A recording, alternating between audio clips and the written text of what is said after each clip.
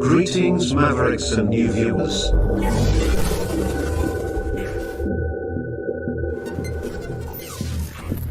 Tonight, direct and live from the Maverick News Network World Studios.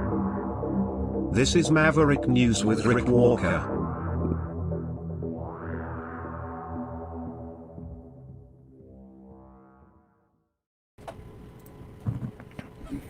Welcome back, everyone, to the Maverick News channel. So much going on tonight, and so much of it focused on violence.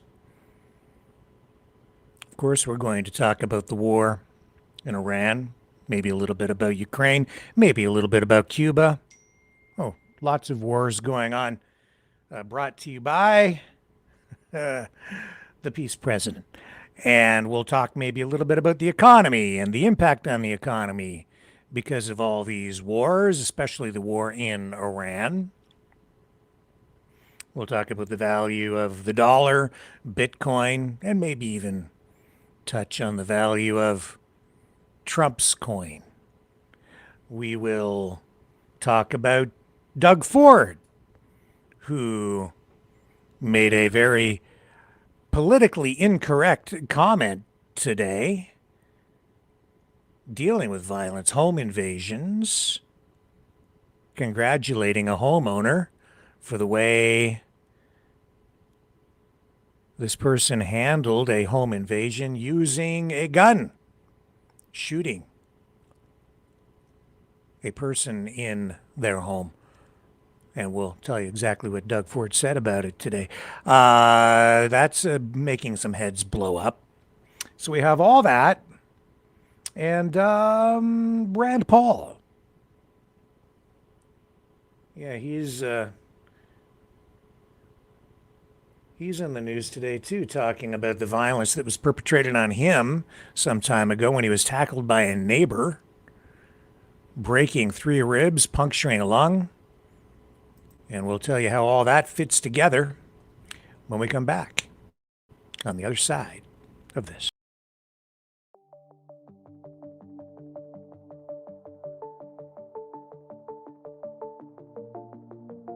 Greetings, brave Mavericks. Our quest for truth continues. We go beyond fake news. Together we expose propaganda. Together we pull others out of rabbit holes. We are maverick thinkers. We are all unique individuals, defenders of individual rights and freedoms, credible, trusted, grounded in reality. Maverick News, Maverick News.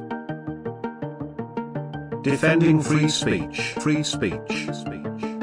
Donate at freedomreporters.com. Do it now. Tomorrow may be too late.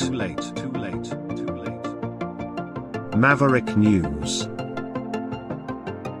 The world is watching.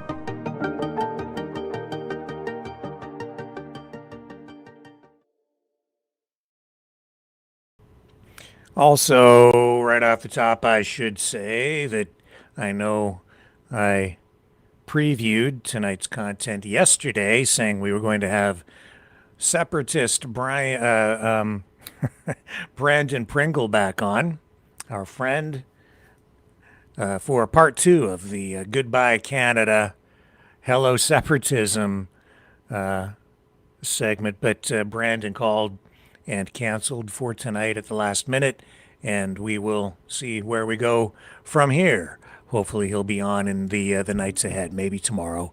We shall see, but first things first. Tonight, we have the war in Iran to update for you.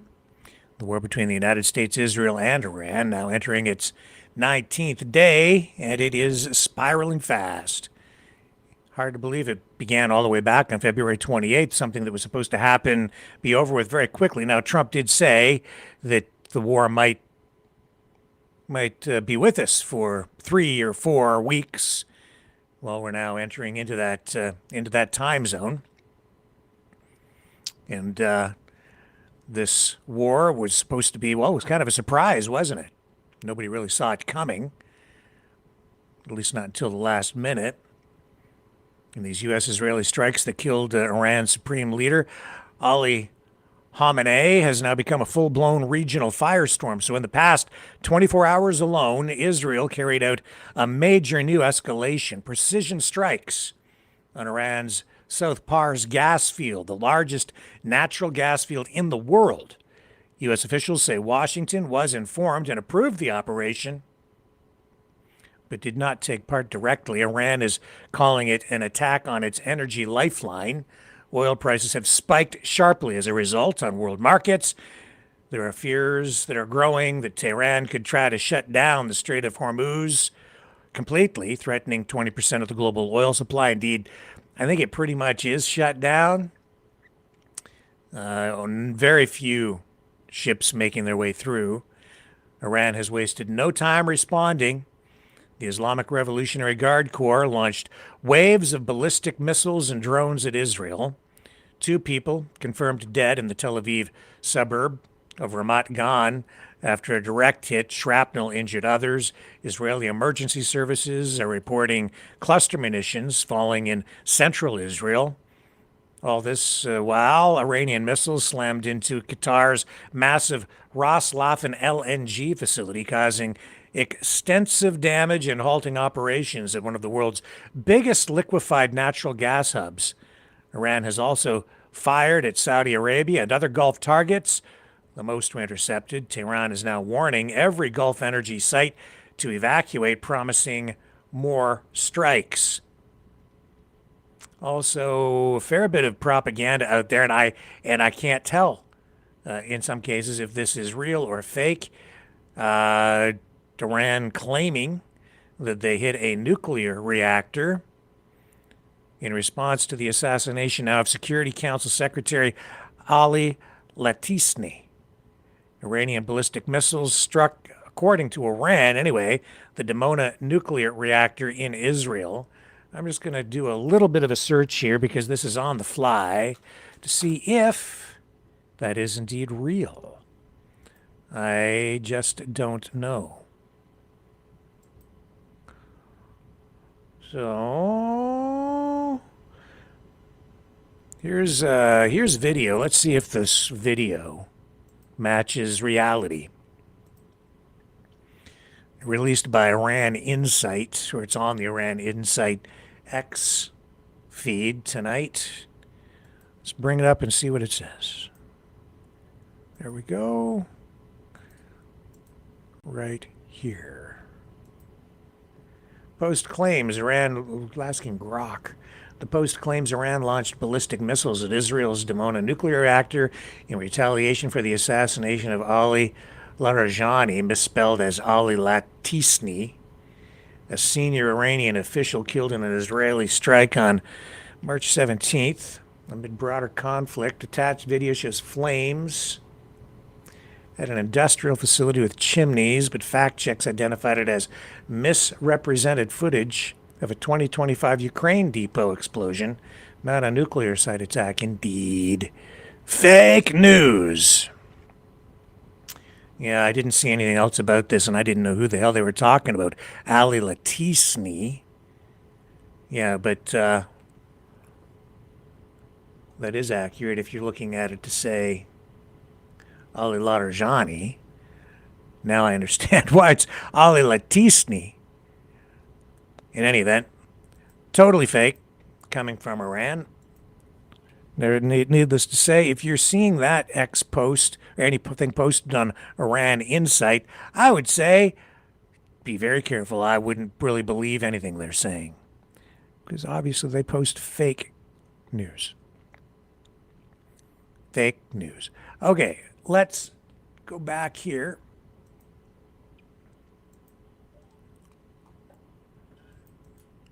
Yeah, okay. So, on the ground, well, a lot of concerns that we may see boots on the ground very soon. Talk that the United States is maybe negotiating with Gulf states to find some way to put boots on the ground. Maybe, and I think maybe we might see boots on the ground on Karg Island. That's where the Iranians have all that oil infrastructure, and that is where the ships actually pick up the oil. That was built a long time ago, actually, by the United States. Also, tonight, funerals are underway in Tehran for the fallen leaders. Iranian state media says more than 1,400 Iranians have been killed and nearly 19,000 injured since the war started. Israel continues to pound Iranian missile sites, air defenses, and naval assets, while Hezbollah keeps up rocket fire from Lebanon. Global markets are reacting. Energy prices are surging tonight. Shipping companies rerouting around the Gulf, and European leaders are already bracing for another energy crisis. It's a fluid situation. It's very dangerous. I know oil prices have hit about $111 a barrel as of this hour. That is affecting gasoline prices on the home front in the United States and here in Canada. They haven't spiked that much today at the pump, but I know here, where I sit tonight, people are paying about $1.59, $1.60 a liter. And depending on where you are in Canada, that price will vary. I know that at First Nations reserved gas stations, of course, the price is somewhat lower because taxes don't apply there. Not all of them. So you get a bit of a price break there if you're anywhere near there. Now, we are also seeing that the central bank, the Fed, warning on the U.S. side that these higher gas prices, higher oil prices are going to lead to more inflation. That's right, at least in the short term. And they are also saying tonight that the long term now looks very shaky, uncertain, even though Trump elected promising to bring prices down. We are getting the opposite. He has said inflation is under control, admitting, though, in recent days that, yes, some prices have increased, and we've certainly seen that in Canada as well. Inflation, a major concern. So today, the Bank of Canada and Bank of Canada Governor Tiff Macklem announced that they're going to hold the interest rate at 2.25%, the key interest rate. And we have a clip of Mr. Macklem here talking about exactly what I just mentioned, the thing that is of most concern, which is, honestly, uncertainty. You can't plan. You don't know what's coming. It isn't just that prices are surging, it's that we don't know what's coming even from 1 hour to the next. Here's the Bank of Canada governor. The Canadian economy continues to face heightened uncertainty related to U.S. trade policy and geopolitical risks. Now the war in Iran has added a new layer of uncertainty. Its impact on the global and Canadian economies will depend on how long the conflict lasts and the extent to which it spreads across the Middle East. Inflation in Canada has been close to the 2% target for more than a year now. But as we've seen, the war in Iran is causing oil prices to move sharply higher, and this will push inflation up in the near term. Canada's economy is dealing with a lot, and we now face more volatility. The Bank of Canada's role is to be a source of stability. We're supporting economic activity while ensuring that a jump in energy prices doesn't turn into persistent inflation. So let me expand on what we've seen in the economy since we published our January monetary policy report and what we see ahead. Recent data show the Canadian economy remains in excess supply and is growing slowly as it adjusts to U.S. tariffs and uncertainty. After growing 2.4% in the third quarter of last year, GDP shrank by 0.6% in the fourth quarter.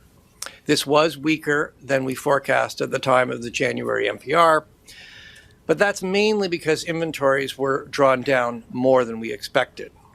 Domestic demand actually grew by 2.4% because of the strength in consumer and government spending. although housing was weak. Data received for early 2026 suggests the economy is expanding again, but at a slower pace than we had forecast in January. The labor market remains soft. The job gains we saw late last year were largely reversed in the first 2 months of 2026, and the unemployment rate rose to 6.7% in February. Recent trade data have been volatile, but they suggest growing weakness in exports. Inflation eased further to 1.8% in February, down from 2.3% in January. CPI inflation, excluding taxes, and measures of core inflation have also come down and are all now close to 2%. Food inflation, however, remains a problem. Food inflation slowed in February, but is still elevated. The recent sharp increase in global energy prices is causing higher prices at the pump, as we've all seen, and this will push inflation up in coming months. It's still too early to assess the impact of the war on growth in Canada. If higher oil prices are maintained, this will boost incomes from our energy exports. At the same time, higher oil prices squeeze consumers, leaving them with less income for everything else. Beyond the jump in energy prices, the war in Iran will affect households and businesses in other ways. Financial conditions have already tightened. Global bond yields are higher, stock markets are lower, and credit spreads are wider. Transportation bottlenecks caused by the effective closure of the Strait of Hormuz could also impact the supplies of other commodities, like fertilizer. In its monetary policy deliberations, Governing Council is considering both the most likely path for the economy and inflation and the risks to the outlook. Uncertainty is acute. Trade and geopolitical uncertainties remain, and the conflict in the Middle East has broadened the range of possible outcomes. Relative to our January forecasts, risk to economic growth are tilted to the downside. Near-term growth looks weaker than expected, and the review of the Canada-United States-Mexico agreement is still a big unknown. At the same time, risks to inflation are tilted to the upside because of the sharp increase in energy prices. Economic weakness combined with rising inflation is a dilemma for central banks. Increasing interest rates to slow inflation could further weaken the economy. Easing interest rates to support growth risks pushing inflation well above target. Canada's outlook is further complicated by structural change, shifting trade relationships, the adoption of AI, and changes in demographics. With inflation close to target and the economy in excess supply, the risk that higher energy prices quickly spread to the prices of other goods and services looks contained. But the longer the conflict lasts and the wider it gets, the bigger the risks. Governing Council will look through the war's immediate impact on inflation. But if energy prices stay high, we will not let their effects broaden and become persistent inflation. À notre réunion cette So, what does that mean? It means that he will not, the Bank of Canada will not let inflation take hold. So, they would take measures to curb demand. So if inflation becomes a bigger problem, and it's not really a huge problem at the moment because the target is 2% and we've been hitting that. But if it starts to creep up because of these rising energy costs, you might see an interest rate boost in order to increase the cost of money and slow growth. So we'll see what happens in that regard in the days ahead. You know, I was thinking too, just listening to that, about our conversation with Brandon Pringle 2 nights ago, which touched on, I think, a record number of topics in a single podcast, a world record.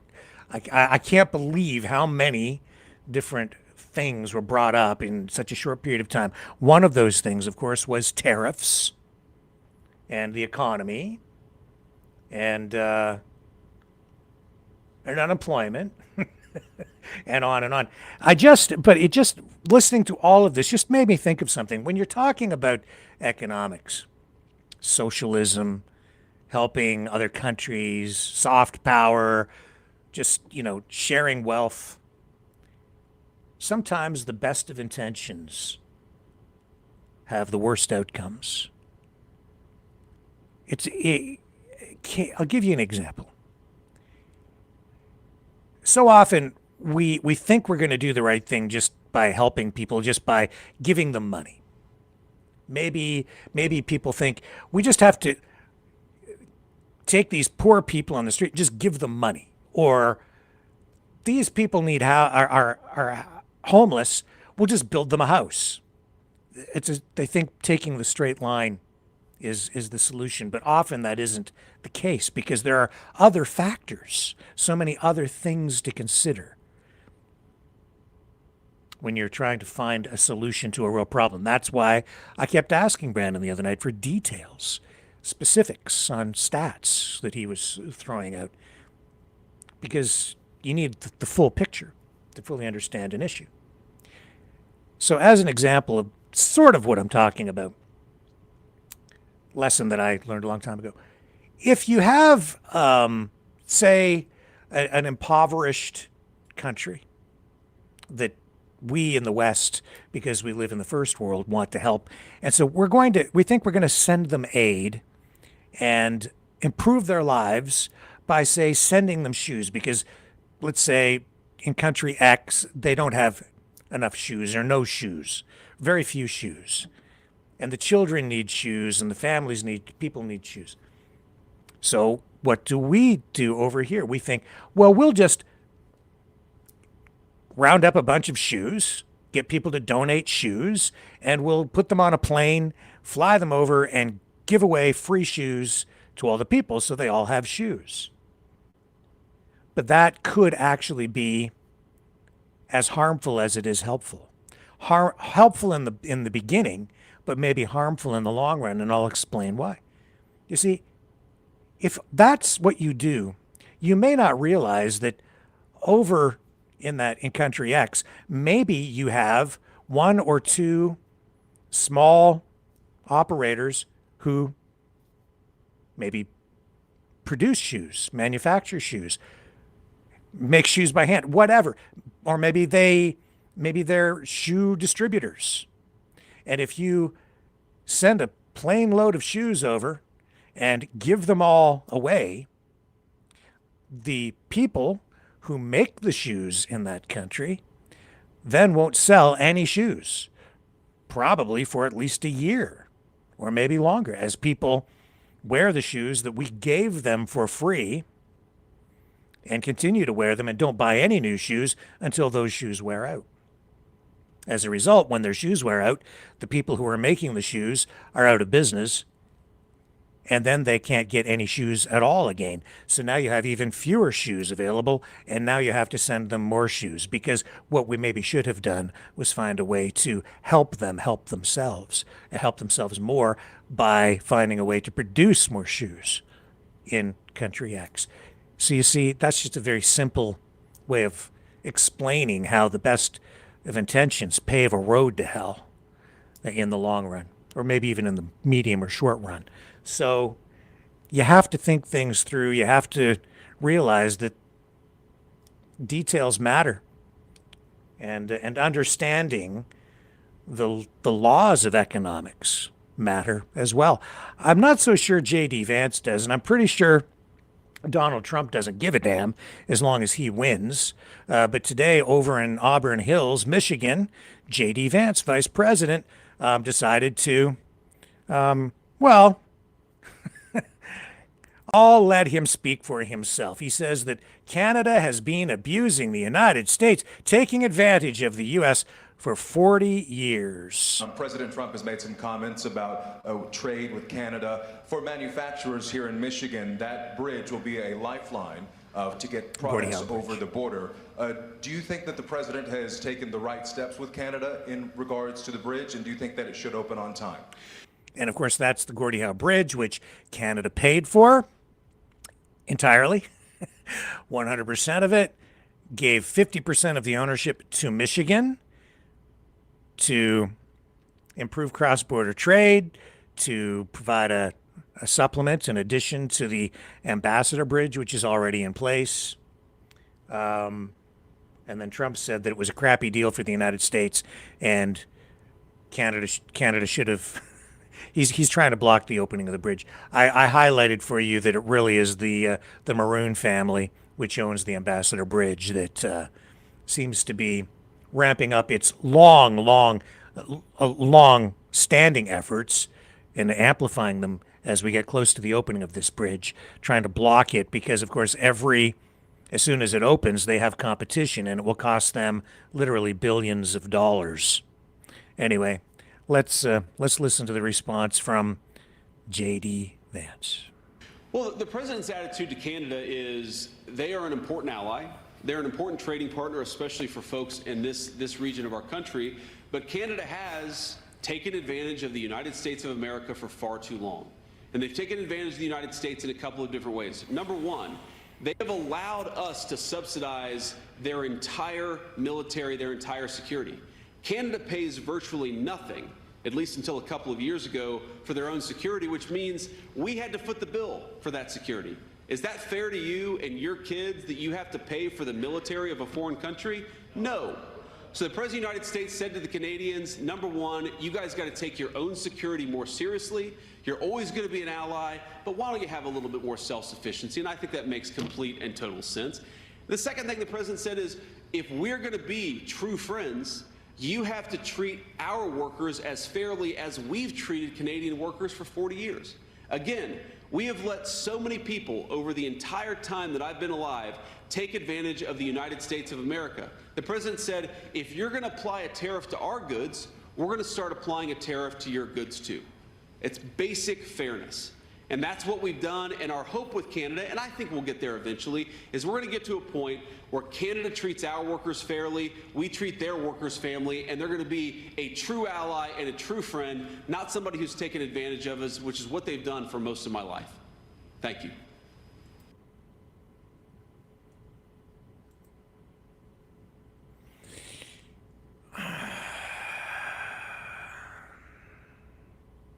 You know, back in the 60s, Canada had a dream called the aerospace industry. Probably at the time the most advanced fighter jet in the world, an interceptor.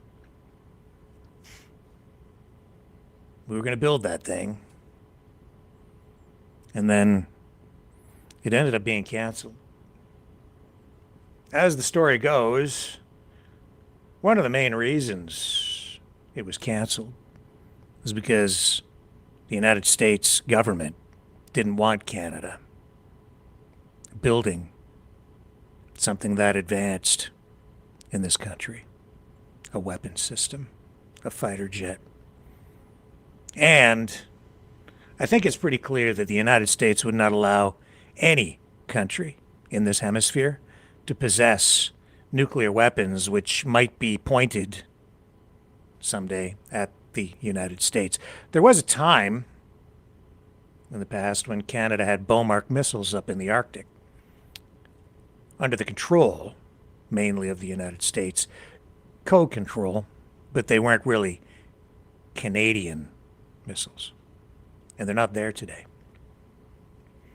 And it was it yesterday or the day before? Day before, I think. Mark Carney meeting with those other Arctic country leaders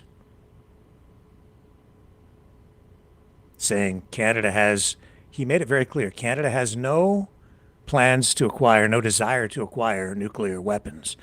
That's a message directly related to, aimed at the White House to let them know we don't want to be a threat. You see, Canada's military, yes, on the one hand, we should be spending more, definitely should be contributing more to NATO to keep up with our commitments there.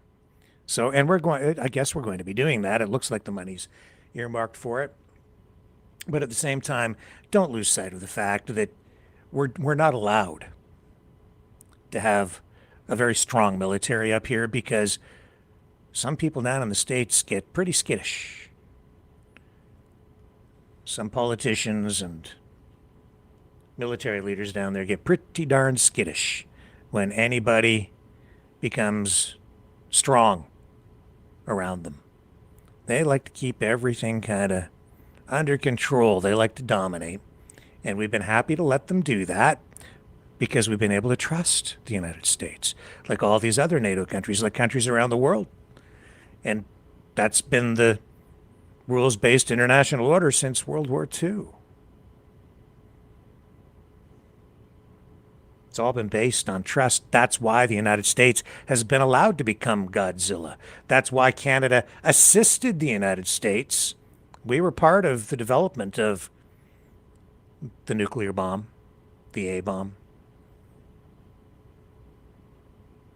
And then the United States became the lead for NATO, the leader for the free world, the protector for the whole free world. And as much as J.D. Vance sits there in Auburn Hills and talks about the United States being taken advantage of, echoing this rhetoric from Donald Trump, the truth is there is no country on earth that has benefited more since World War II from the rules-based international order and the dominance that the nuclear bomb, nuclear weapons have afforded the United States than the United States itself, becoming the wealthiest, most affluent country in the history of mankind. The problems that the United States faces are largely of its own making. Politicians who printed too much money, spent too much money, not knowing when to throttle back and live within the means available to the United States. And those boundaries, pretty broad, extensive. Their debt isn't just because of military expansion. That's part of it. But their debt is also because they have squandered the money. And they've dropped too many bombs that cost way too much money on too many places for political purposes, like, gee, I'm a little low in the polls and we're going into an election cycle, and there's this sex scandal over here, and this is going to hurt me. I need a distraction. Let's drop a few big ones. Maybe get people's minds off those Epstein files.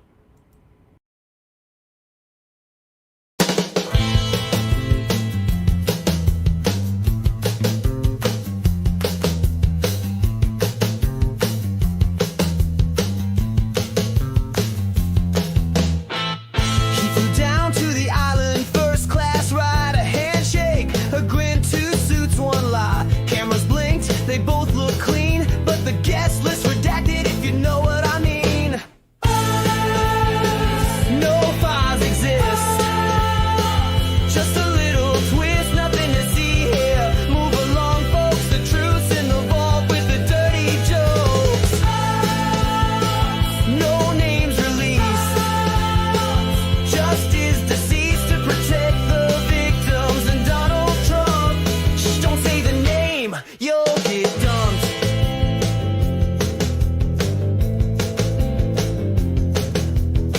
They dance with the girls too young to vote, a private jet and a suicide note. One's in a grave, the other still tweets. The truth took a dive 6,000 feet.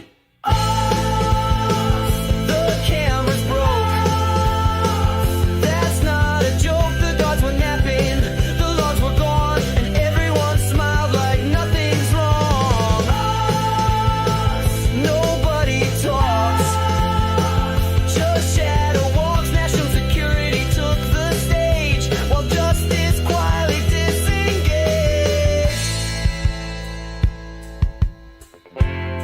We can't release the names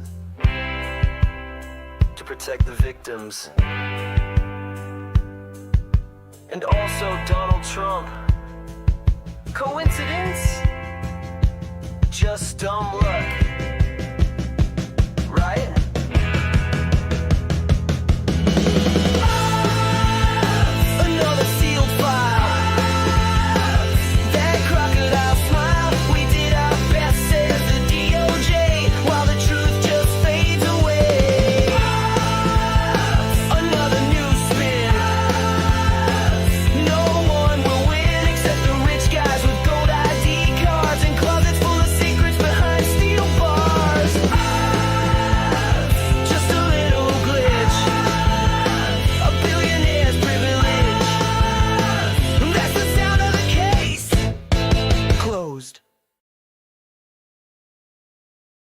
So, the best part of the economic story today has got to be the official Trump coin price. So today, let's see what we have here. Up to the minute. There it is. Look, oh, it went up a few cents in the last hour. The Trump coin. Who bought the Trump coin? Anybody ever buy any Trump coin? Like, it's like Bitcoin, but it's Trump. There it is today, $3.45. Down about, what was that, up or down? It's down 4.97% today. There it is. This is what's happened to it during the day today. It was at high of like 370. What a great deal, eh? Fantastic. 1 year ago, it was up as high as 15. And what was that? That was way back in April of last year. You know, immediately after its launch, it rocketed up to a price where it was selling. They were Trump coins sold for around $75. Now it's lost about 75 to 80% of its value. Great deal. And the Trump family has pocketed, it's hard to say how much money. Various accounts, anywhere from 1 to 5 billion. I think 5 billion is maybe a little high, but at least $1 billion. Good deal for them. Maybe not so much for people who invested savings into it. Also, you know, the other thing that has left a bad taste in my mouth, honestly, over the last few years, is I've been watching a lot of these live streamers on the conservative side. I think I might do a full expose on this crap. All these gold companies. Have you ever looked at them? Like, a lot of these conservative programs push these gold products. You can buy gold coins and invest in gold.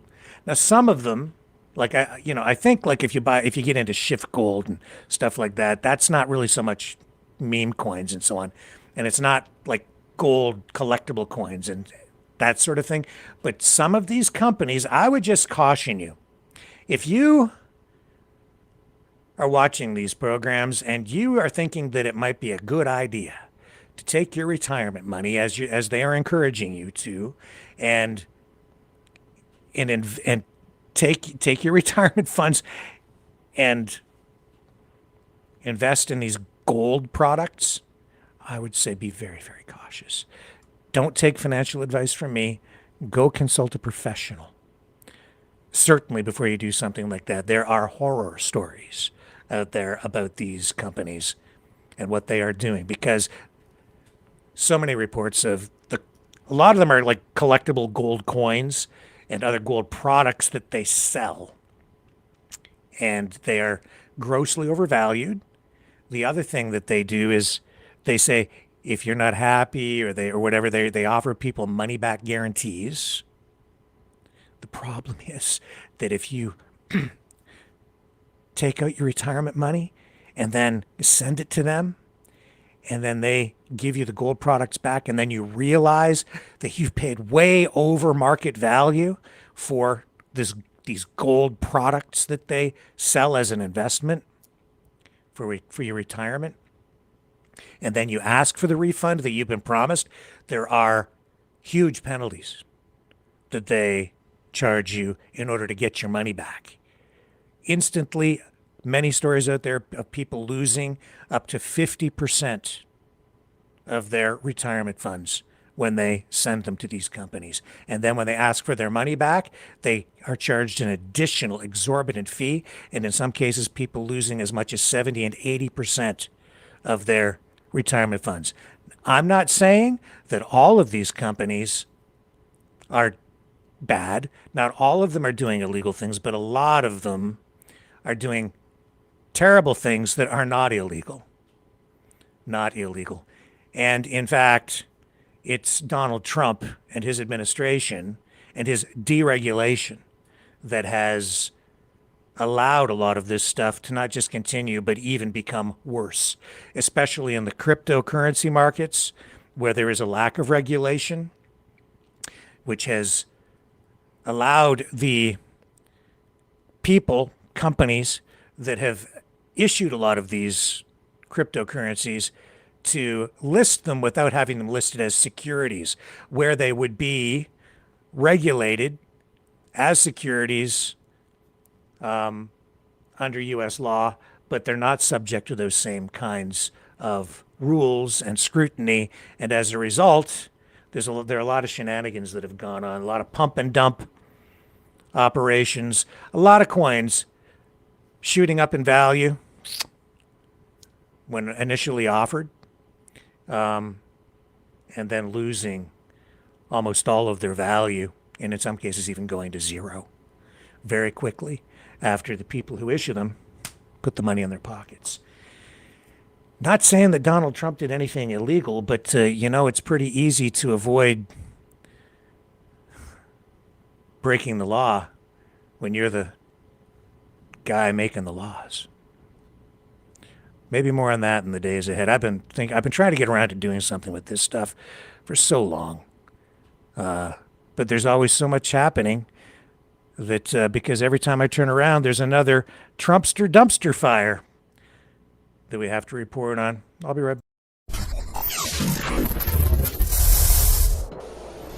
The sharing of biased and false news has become all too common on social media. More alarmingly, some media outlets simply aren't true without checking facts first. Unfortunately, some members of the media use their platforms to push their own personal bias and agenda to control exactly what people think. And this is extremely dangerous to our democracy. In an ocean of lies a century deep, the truth awaits. Choose not the red pill. Choose not the blue pill. For both are an illusion. Discover the power of M. The power of individuality. We are mavericks. We are the way to the light. Fear not the storm. Join our quest for truth. Truth will set you free. Maverick News. The world is watching.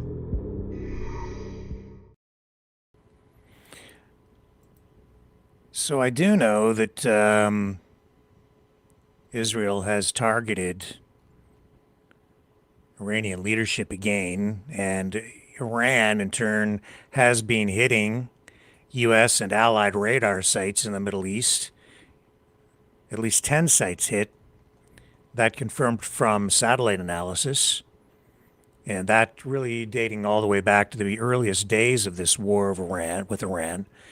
Getting into the third week here now.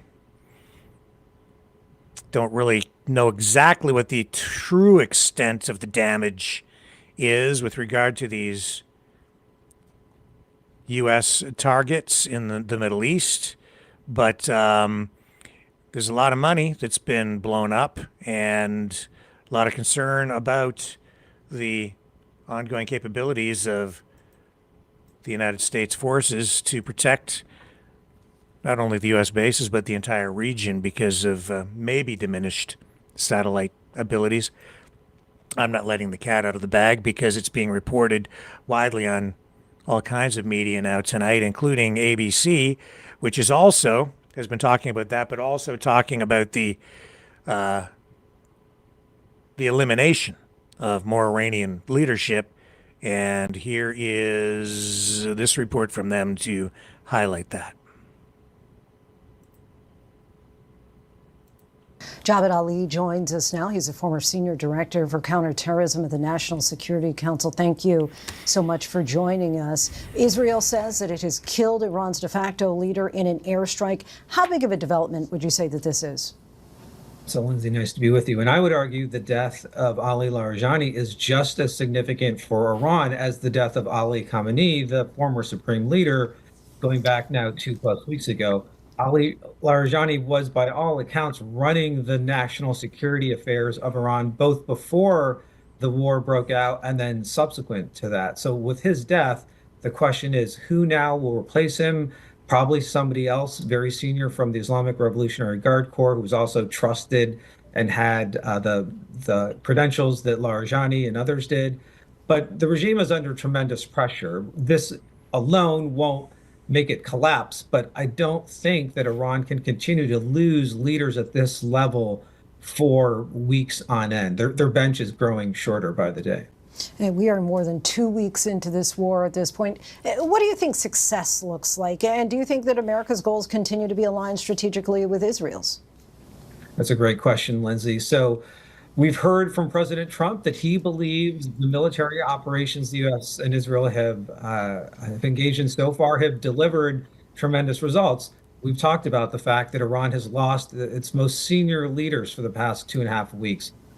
Thousands and thousands of strikes against the Iranian military, the Islamic Revolutionary Guard Corps, its ballistic missile and drone capabilities, its Navy, its Air Force, all under serious pressure, and probably only fractions of that capability still remaining. So I think the question is for the end state, whether it's a couple days or a couple weeks away or longer, can the U.S. live with the regime still intact, but with a different level of leaders, but a much weakened Iranian military that can't threaten its neighbors? That is one scenario for success, but is that going to result in that time frame? And is that what President Trump truly would like to see at the end of this?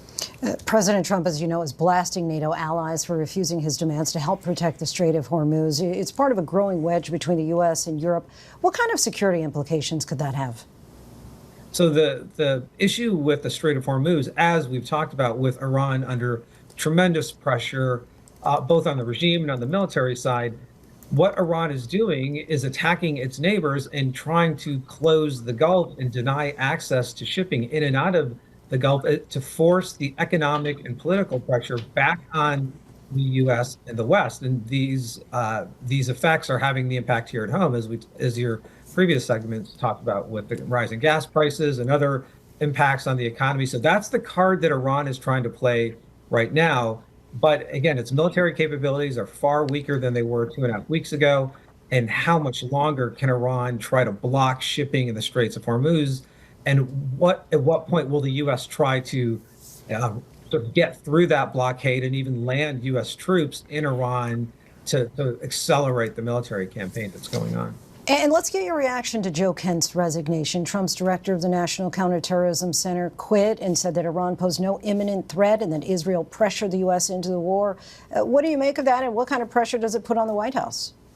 So, significant development. And I also had worked at the National Counterterrorism Center for 3.5 years before I went to the White House in 2017. So I know exactly what the organization does and what its previous directors do and how important that position is. So he's the first senior Trump administration official who is appointed by the president and confirmed by the Senate to resign, and not only resign, but resign on what Joe Kent is saying is on principle and this opposition to the war on Iran. So it remains to be seen whether others in that inner circle in the Trump national security world will also resign.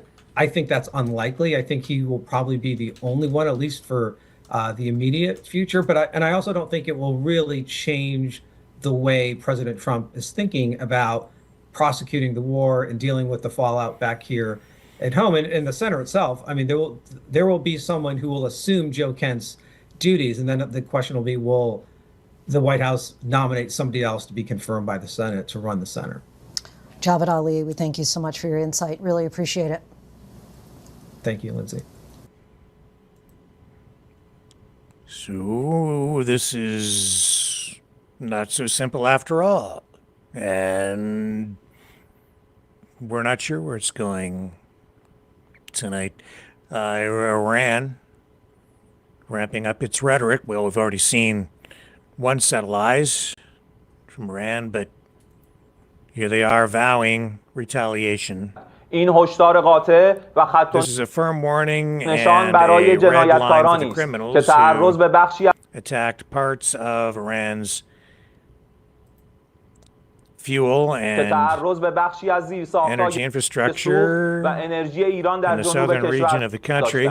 As a result of this action, the fuel, energy, and gas infrastructure at the origin of the aggression will be set ablaze and reduced to ashes at the earliest opportunity. We declare the cowardly and criminally aggressive American military and the savage, child-killing Zionist regime. You are compelled to throw your soldiers into their doom and lose your dignity. The throats of your commanders and soldiers are under the boots of the warriors of Islam. In the strategic confusion you face, the reality of the battlefield is clear. Think about the astonishing events.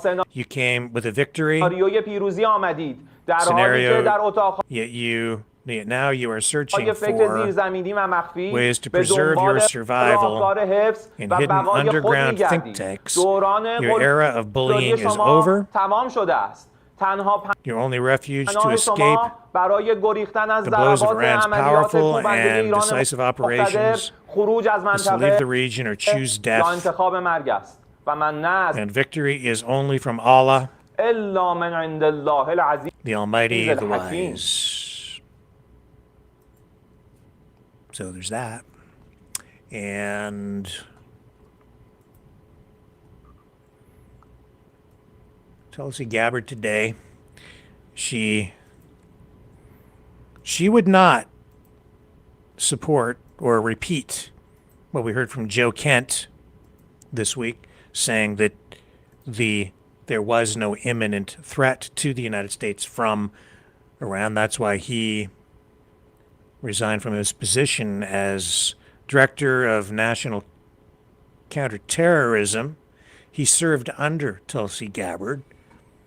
She wouldn't use that word, but what she did do here is talk about Russia, China, North Korea, Iran, and Pakistan all building advanced missiles, some of them potentially armed with nuclear warheads that may soon be able to reach the United States of America. This is alarming for a few reasons. However, the intelligence community assesses that Russia, China, North Korea, Iran, and Pakistan have been researching and developing an array of novel, advanced, or traditional missile delivery systems with nuclear and conventional payloads that put our homeland within range. However, the intelligence community assesses that Russia, China, North Korea, Iran, and Pakistan have been researching and developing an array of novel, advanced, or traditional missile delivery systems with nuclear and conventional payloads that put our homeland within range. So that's twice. Let it run. If that's the case, it changes everything, doesn't it? Obviously, you see now why Trump wants to build the dome, right, over the United States, maybe all of North America, to combat or protect against any kind of intercontinental ballistic missile strikes or other kinds of strikes coming in that might be nuclear in nature, or any kind of strikes like that. Missiles from other countries during my lifetime, the issue has always been mutually assured destruction. Russia, the United States being the two main superpowers, and missiles pointed at each other. So always Canada involved in providing assistance to the United States for security in case the Russians were to launch a missile attack against us in Canada and the U.S. That's the thing J.D. Vance needs to understand as well. You know, the United States relies on Canada for its security. At a minimum, because they need access to the Arctic. At a minimum, because they need access to Canadian sovereign territory, which we have always, as an ally and a partner, provided. No cost, because it's mutually beneficial. So yeah, we do work together. There are reasons why things are the way they are. And where would the United States be if we didn't, say, do what Greenland does and provide access to sovereign territory and work with our allies in order to provide security? But man, things are sure changing when now you have a whole bunch of countries that can point missiles at you because you don't know what direction they might be coming from. That was what the Cuban Missile Crisis was all about. The United States wouldn't allow Cuba to have missiles on its soil, would not stand for it. Kennedy said, no way, never going to happen, although they were sort of there. And yeah, they got rid of that nuclear threat right off the coast of Florida. And that puts it into perspective again, doesn't it, with regard to Canada? Why doesn't Canada have a bigger military? They need to pull their own. Okay. If that's the way you want it. We should be doing more anyway. And now, as you saw, the unspoken words were the ones that spoke most loudly, with the most volume. Where the United States was never mentioned in that joint news conference between all the Arctic nations. But you knew what they were saying. You knew what the defense minister was really saying, Canada's defense minister, when he said that the threat landscape has changed. Because now Canada is looking both toward Russia and we're looking over our shoulder at the White House. A threat not from America, but from the guy in the White House and the people around him who keep punching us in the face. You know, someone very profoundly once said many years ago that if fascism ever comes to America, it'll come in the name of liberalism.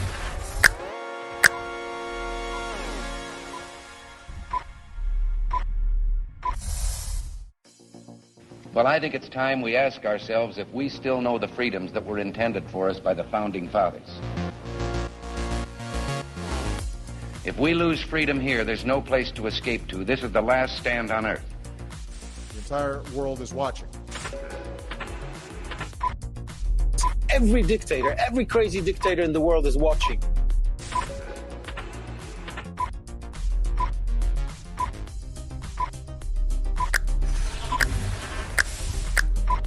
The world is watching. On TV. The entire world is watching. On social media. But the entire world is watching, and yes, they are seeing what we have apparently bravely been willing to say that others are thinking. Stand for freedom. Literally stand for freedom. Let's get this done. The entire world is watching. We're at war with the most dangerous enemy that has ever faced mankind in his long climb from the swamp to the stars. Maverick News. Maverick News. Maverick News. Let me have more control of my own destiny. The world is watching.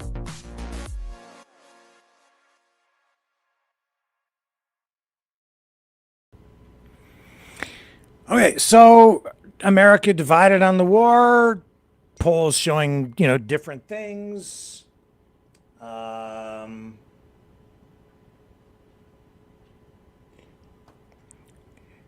Here's Democrat Pat Ryan, who in an interview on CNN says Trump is treating the war in Iran like a video game and expands on it here.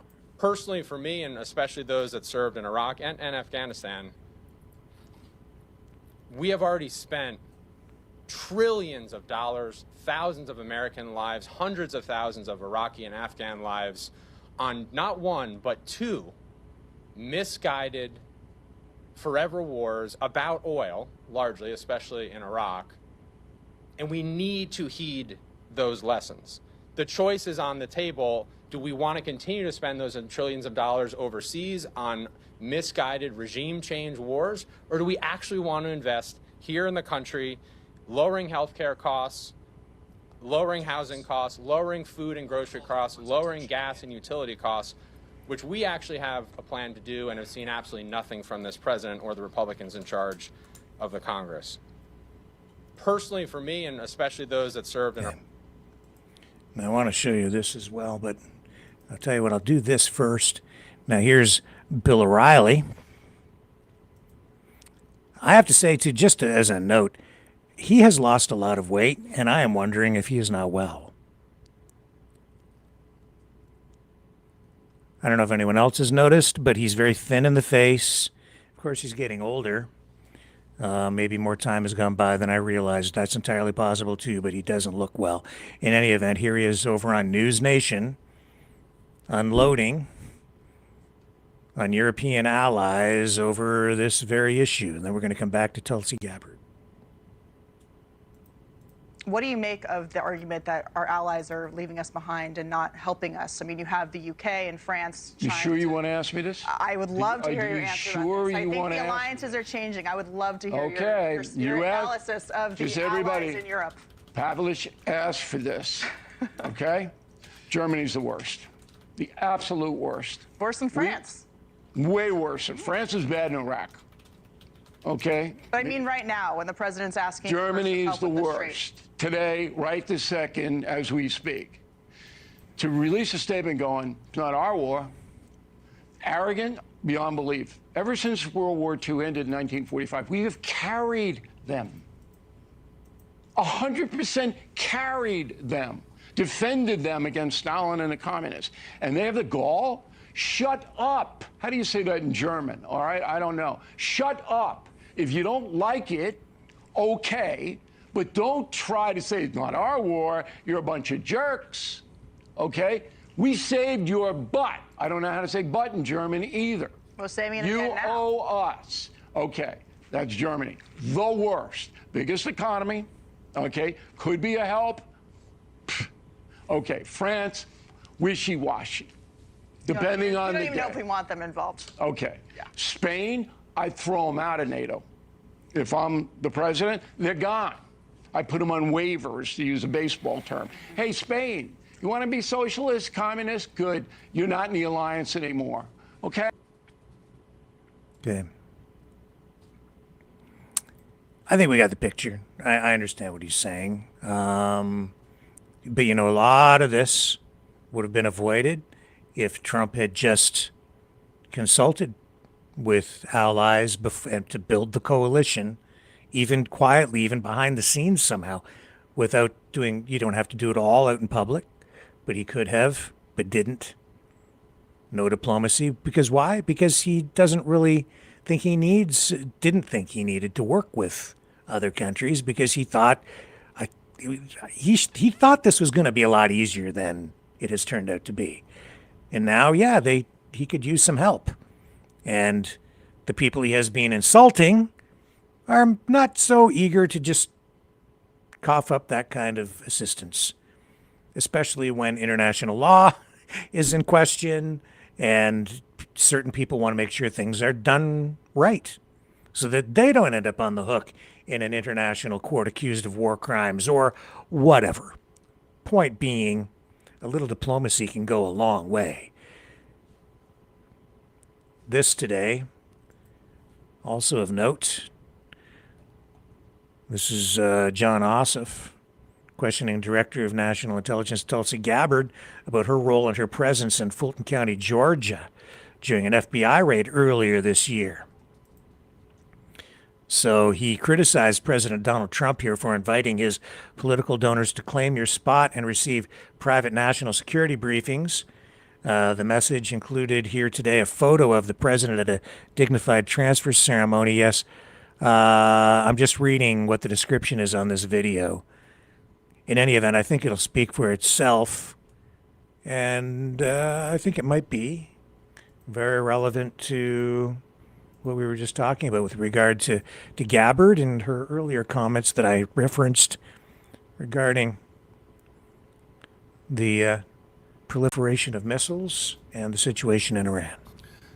Thank you, Mr. Chairman. Thank you all for being here. And before I ask you a few questions, I want to call everyone's attention again to this fundraising email signed by the President that Senator Kelly mentioned earlier, in which the President of the United States invites his campaign donors to, quote, claim your spot,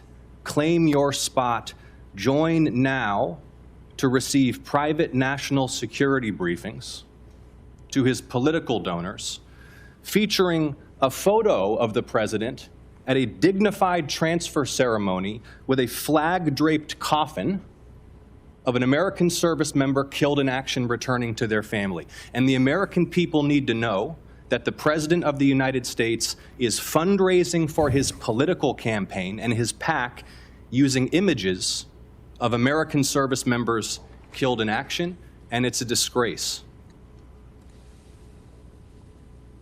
Now, Director Gabbard, I'd like to reground this in your core responsibilities. Under the law, you are responsible for providing national intelligence to the President, correct? Yes. And to the heads of executive branch departments and agencies, yes? Yes. And to the chairman of the Joint Chiefs and senior military commanders? Across the IC, yes. And to the Senate and the House and relevant committees, correct? Yes. And the law states that the national intelligence you provide to Congress, quote, should be timely, objective, and independent of political considerations, correct? Yes. And you noted in your opening statement you're here fulfilling a statutory responsibility and that your testimony, quote, represents the IC's assessment of threats, That's right. correct?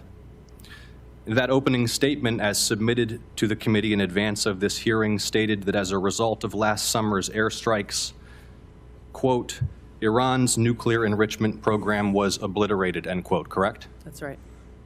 And is that in fact the assessment of the intelligence community? Yes.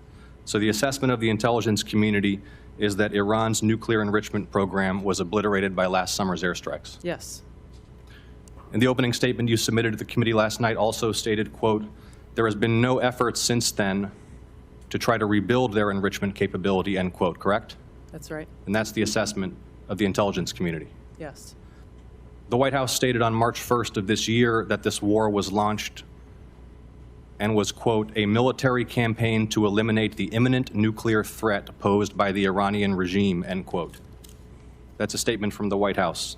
Quote, the imminent nuclear threat posed by the Iranian regime. Was it the assessment of the intelligence community that there was an imminent nuclear threat posed by the Iranian regime? The intelligence community assessed that Iran maintained the intention to rebuild and to continue to grow their nuclear enrichment capability. Was it the assessment of the intelligence community that there was a, quote, imminent nuclear threat posed by the Iranian regime, yes or no? Senator, the only person who can determine what is and is not an imminent threat is the President. False. This is the worldwide worldwide threats hearing where you present to Congress national intelligence, timely, objective, and independent of political considerations. You've stated today that the intelligence community's assessment is that Iran's nuclear enrichment program was obliterated and that, quote, there had been no efforts since then to try to rebuild their enrichment capability.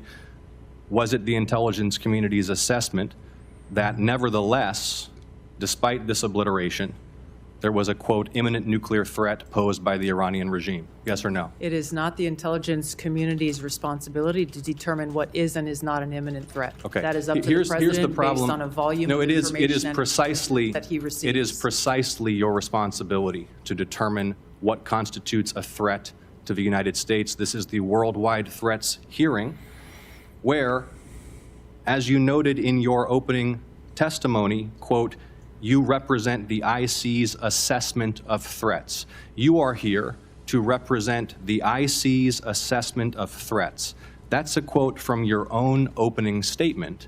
And so my question is, as you're here to present the IC's assessment of threats, was it the assessment of the intelligence community that, as the White House claimed on March 1st, there was a, quote, imminent nuclear threat posed by the Iranian regime? Yes or no? Once again, Senator, the intelligence community has provided the inputs that make up this annual threat assessment. You won't answer the It is question. the nature of the imminent threat that the president has to make that determination based on a collection and volume You're here of to be information and timely. intelligence that he is provided with. You're here to be timely, objective, and independent of political considerations. Exactly what I'm doing.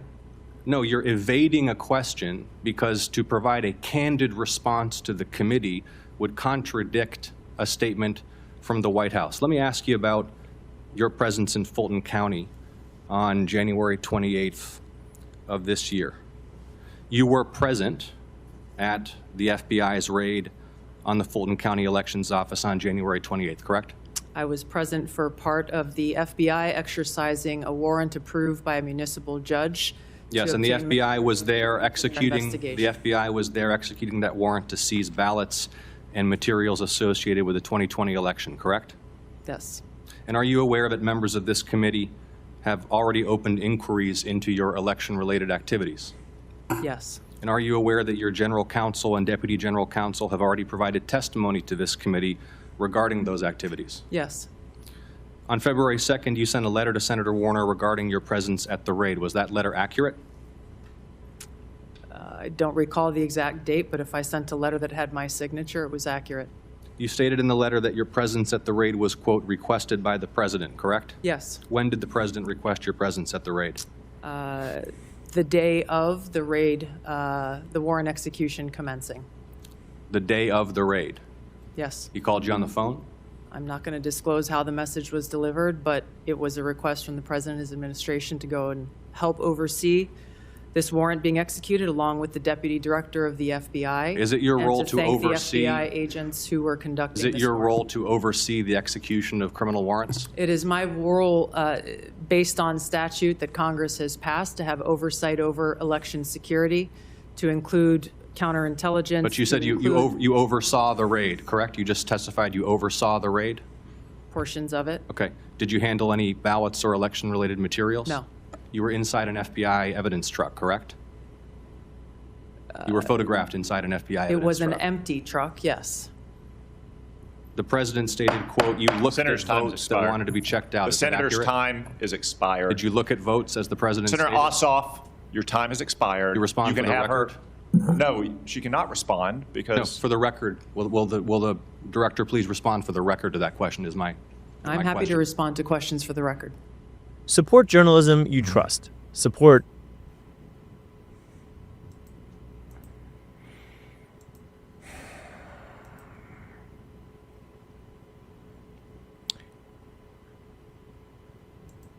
Speaking of conflicting information and statements, this is still on the White House website. I pointed this out the other night. Iran's nuclear facilities have been obliterated, and suggestions otherwise are fake news. That back from June, still up, not updated. The world is far safer after President Donald J. Trump's highly successful, decisive precision strikes against the Iranian regime's key nuclear facilities.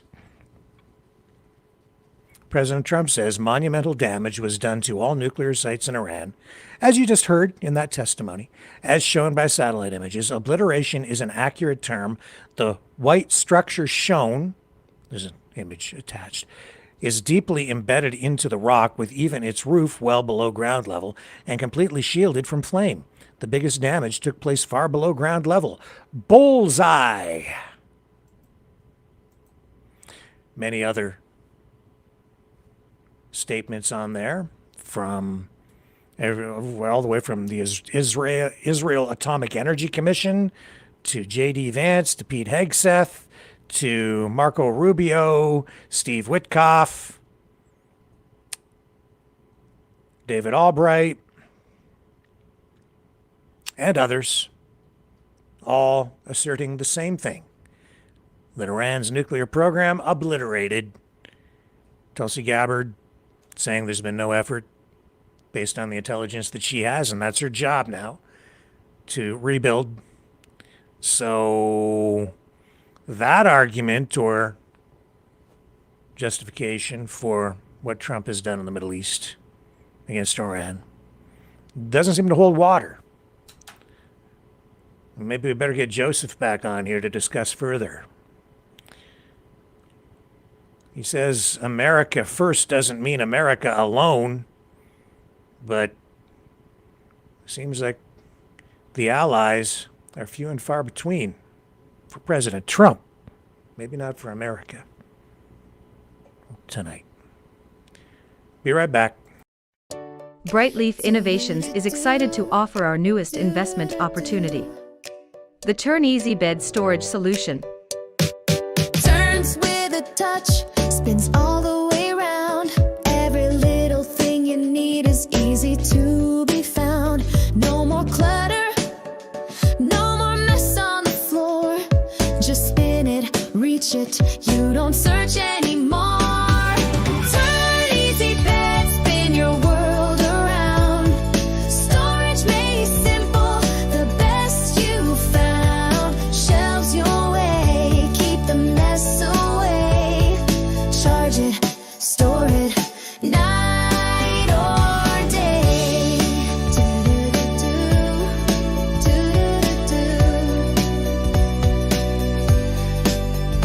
Custom shelves for your books or your tech. Cozy space for your treasures to protect. Built-in power when you need to recharge. Smart design that makes your bedroom feel large. Turn Easy Bed, spin your world around. Storage made simple, the best you found. Shelves your way, keep the mess away. Charge it, store it, night or day. Designed and developed by Brightleaf Innovations. Proudly Canadian and patent pending in North America. Turn Easy Bed transforms how you live. To learn more about this innovative new product idea and exciting investment opportunity, call 519-784-0222 or visit brightleafinnovations.com. Okay, let's pivot to our next story. We'll put Iran over there and the wars over there for the moment.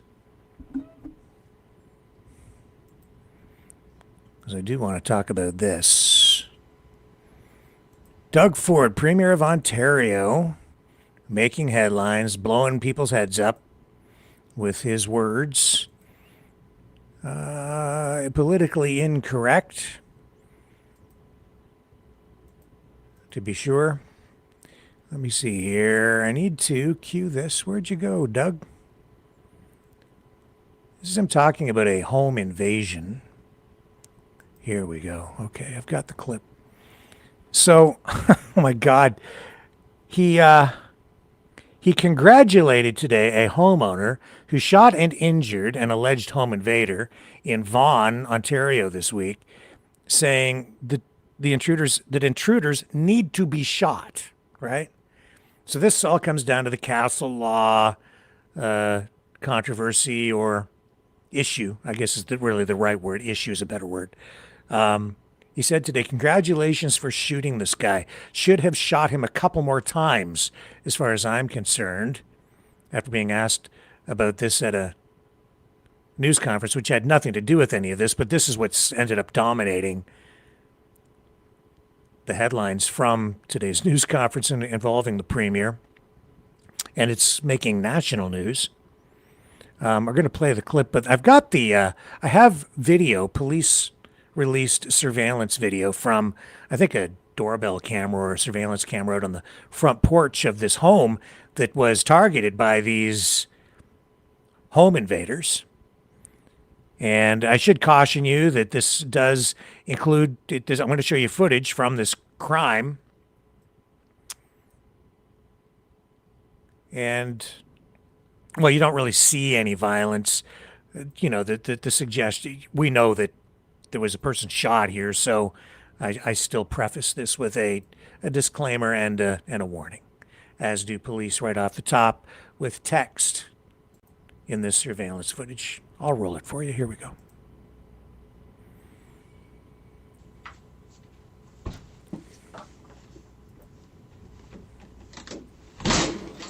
So this is yesterday in Vaughan, in the GTA.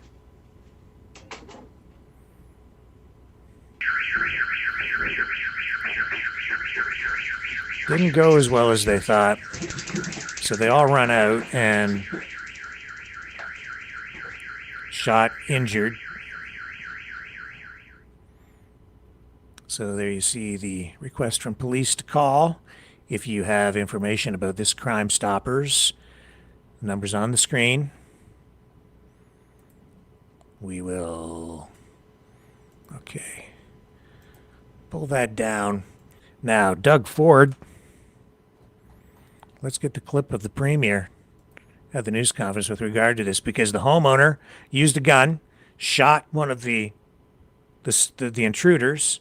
Later, an arrest made because eventually the wounded person went to hospital, and police ended up attending, and now we've got the news conference, and it's erupted into this. Congratulations for shooting this guy.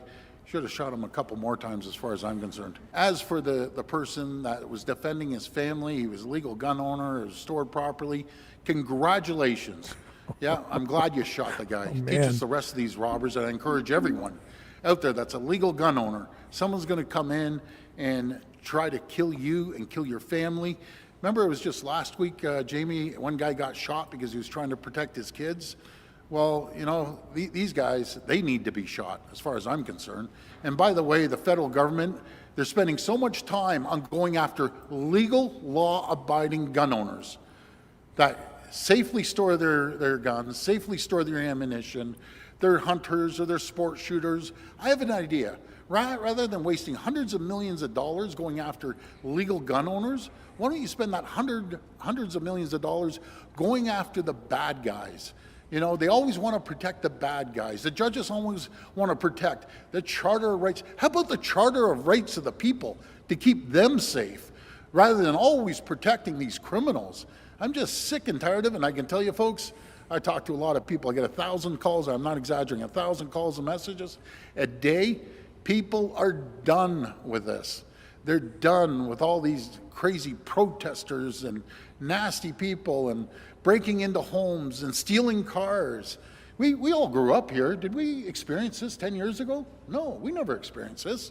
People in Toronto never experienced this.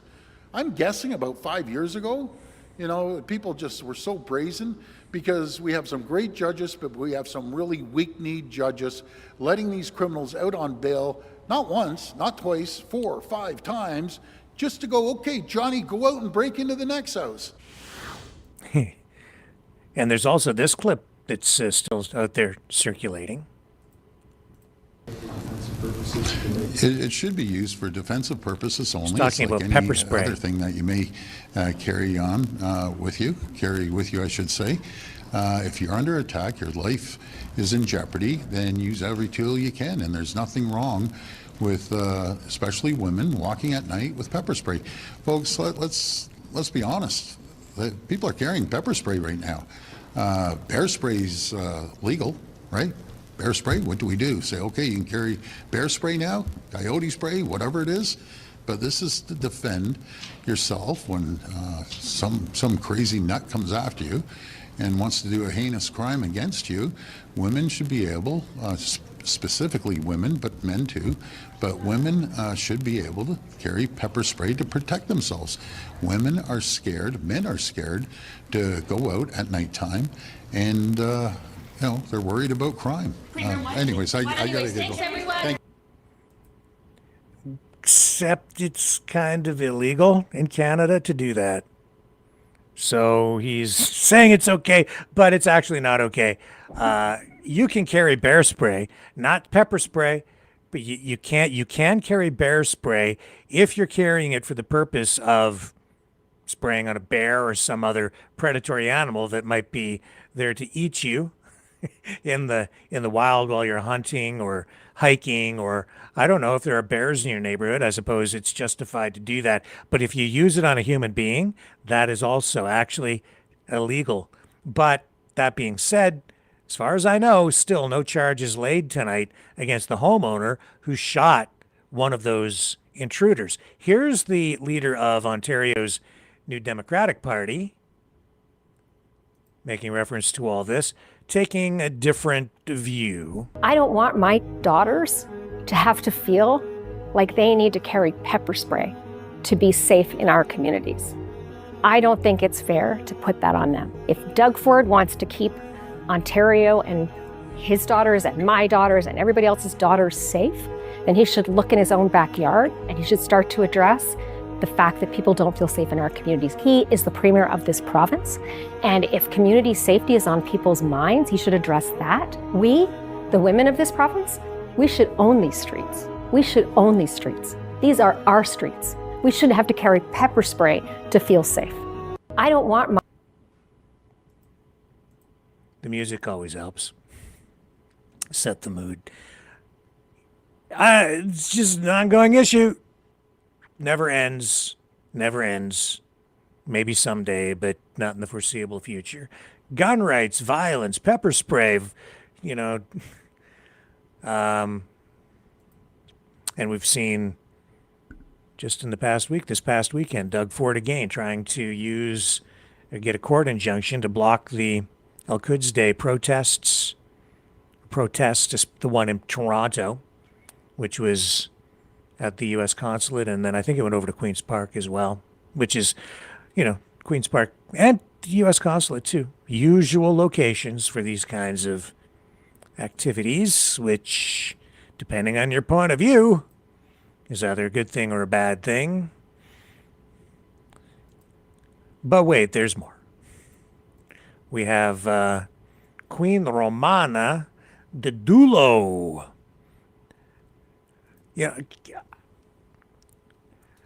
Again, going back to our conversation on separatism the other night and these accusations that Canada is a communist country.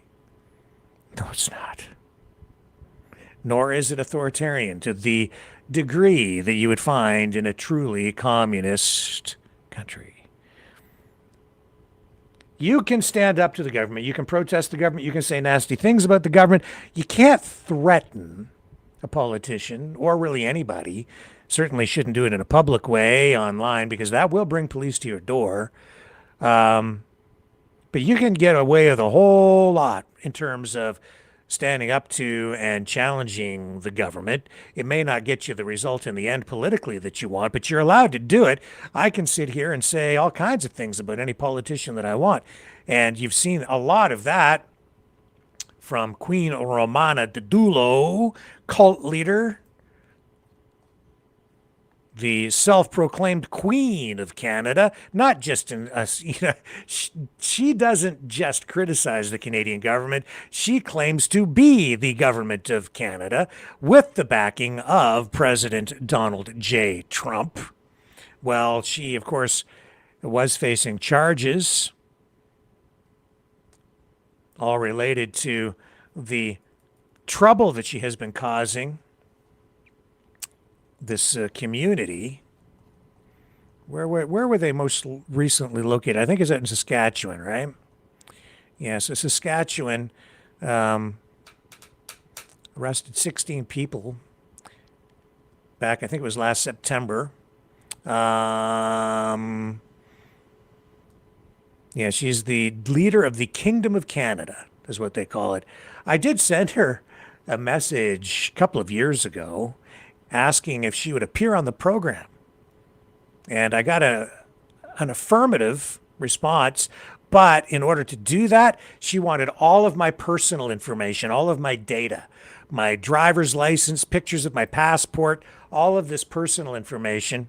I was surprised she didn't ask for a credit card number. And then I thought, well, why would I need to furnish this information to the Queen of Canada if the Queen of Canada, who rules the kingdom, is truly the queen? Wouldn't she already have access to that information?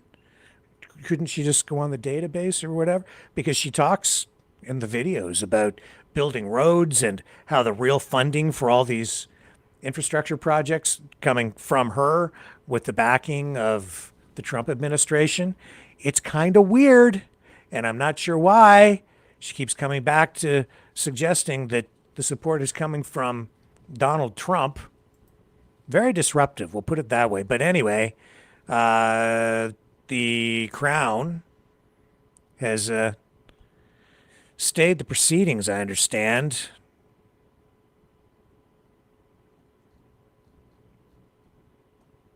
So the charges have been stayed, yes, by the Crown. That's confirmed. And there was a preliminary inquiry that was set to begin in April. But seeing tonight that I guess this thing's going to be kind of kicked out. So you can go that far is sort of my point, and still not, in the end, face conviction. In many ways, though, the process is the punishment, right? But it's not like death by firing squad or anything. It's not like shoot to kill, the way that Doug Ford is advocating tonight. There it is. Crown stays charges against Queen of Canada, Romana Didulo. Yeah, I didn't send my personal information. I know the gas is particularly expensive right now, and I know that she travels around in that mobile home, like that RV, and the gas no doubt costs quite a bit, but I didn't think I would want to subsidize the Queen of Canada with my meager savings. I really can't afford it. Yeah, she rose to prominence in the wave of alt subcultures that emerged during the protests against the public health measures employed in the COVID-19 pandemic. Yes, she did. And in Richmond, or Richmond rather, that's where they moved in. I think it's an old school, as I recall. It's been about a year since I've even spoken about her. And RCMP finally went in there and effected arrests. They reported at the time of the arrest that 13 imitation semi-automatic handguns, along with ammunition, like 13 imitation and real semi-automatic handguns, along with ammunition and electronic devices, were seized during the search of the group's compound. Huge concern for people living out there. So I'm not sure where this goes now, because if the charges stayed, if she gets off the hook, if this just continues, they'll be back. People keep donating. Some pretty crazy stuff with the Queen. Pierre Poilievre, just pivoting back to tariffs for a moment and trade. You know, he's been down in Michigan talking with auto executives, talking about trade with politicians and so on. And all of that is fine and dandy. I'm not sure how far exactly that gets Canada, although I guess it lays the groundwork for anything that Poilievre might do should he form the next government after the next election. But what is making headlines tonight in a much bigger way, this is getting more attention than him going and meeting with all these politicians and big business people and auto industry executives in order to try to pave the way to something productive, useful, helpful for Canada and trade. No, this is what's making the headlines tonight. Yeah, he has done an interview with Joe Rogan. Yay, say all of the Pierre Poilievre fans. And it's a big win. And here I am talking about it as well. Yeah, it's strangest of times. So now it's... yeah. People kept saying to Poilievre, too, you got to get on the Joe Rogan show.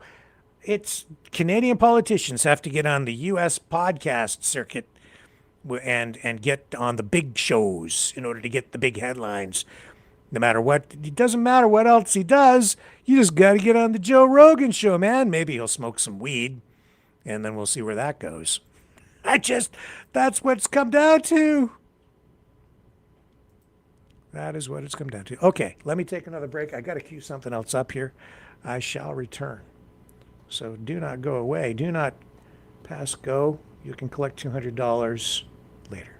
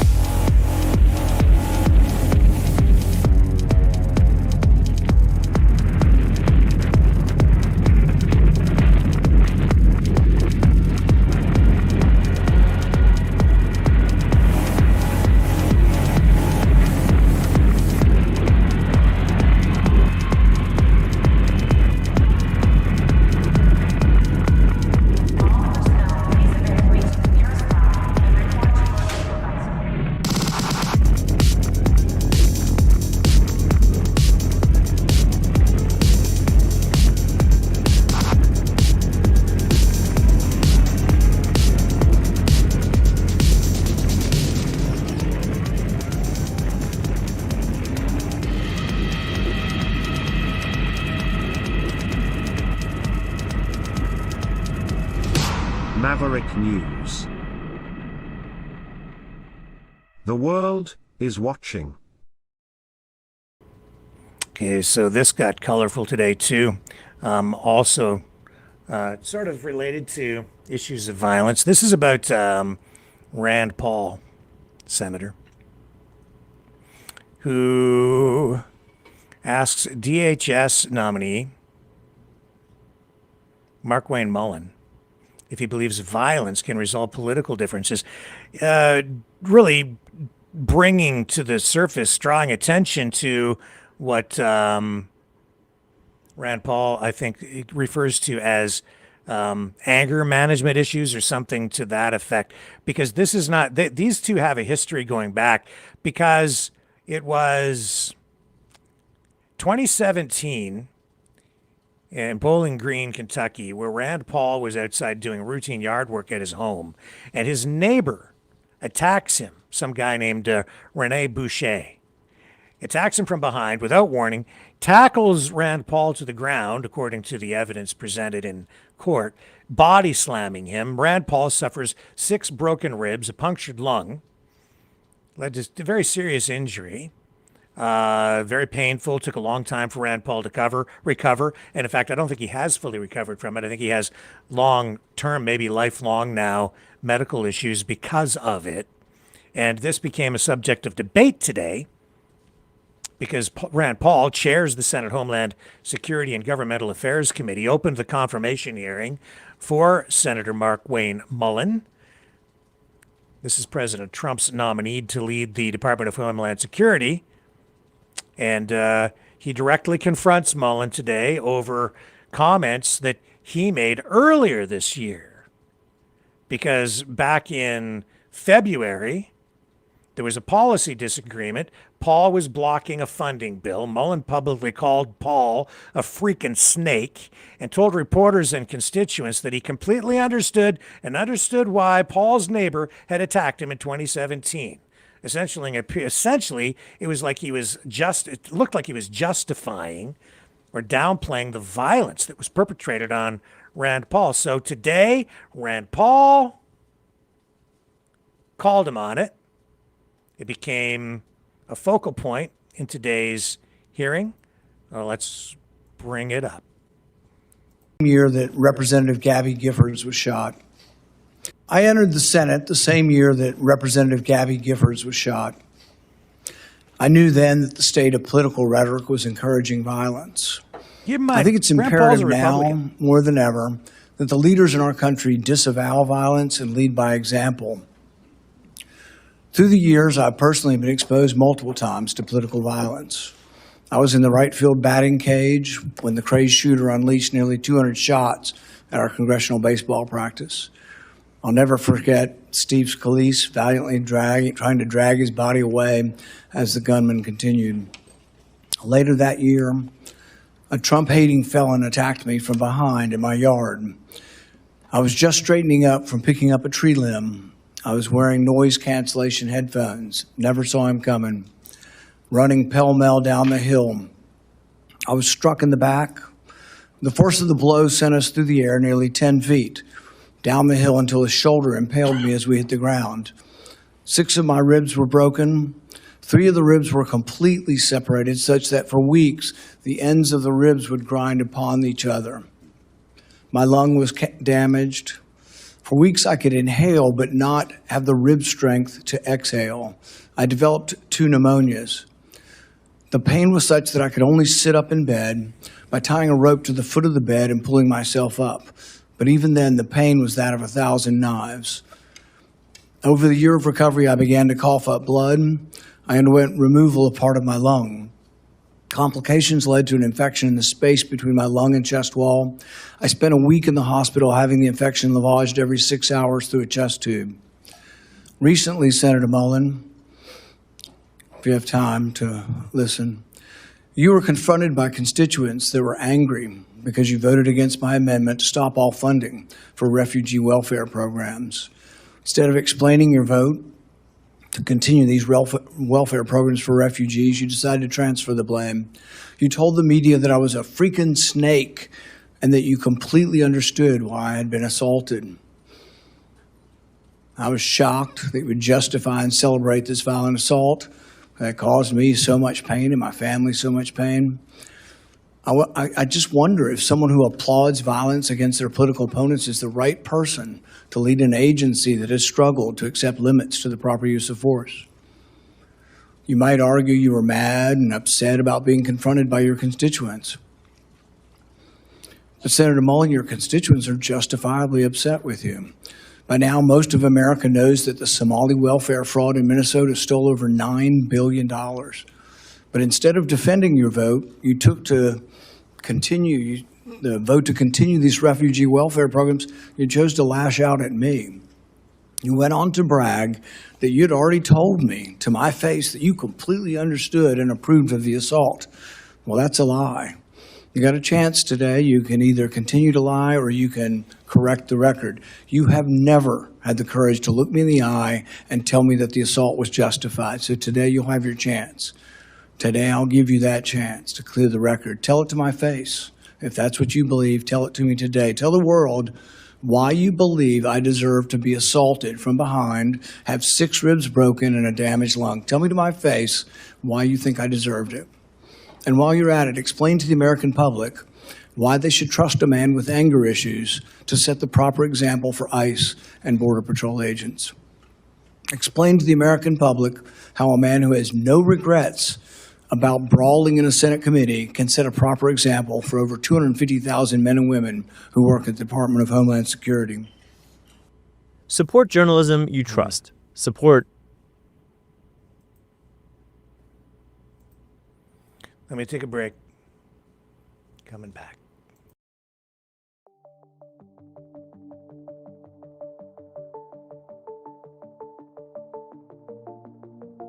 Greetings, brave mavericks. Our quest for truth continues. We go beyond fake news. Together we expose propaganda. Together we pull others out of rabbit holes. We are maverick thinkers. We are all unique individuals, defenders of individual rights and freedoms, credible, trusted, grounded in reality. Maverick News, Maverick News. Defending free speech, free speech.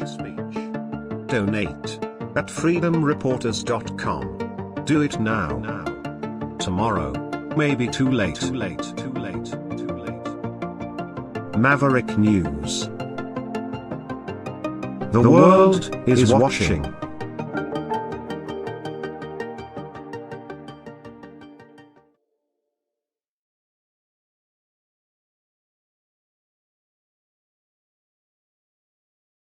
The information war is raging. Truth without integrity is worth nothing. Maverick News. Because those who have power and those who seek it must be held accountable. The world is watching. Join our family of truth seekers. Donate today and add your voice to the chorus of Maverick Knights. Donate at maverickdonations.com. Truth. integrity. It's the Maverick way.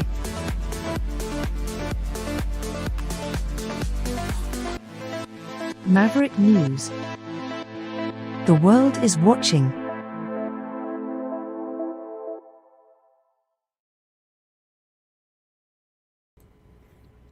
Okay, I want to see if I can get you the, yeah, okay, I've got two more things for you here related to that. First, the Mullin response to Rand Paul. Chairman made, calling me a liar.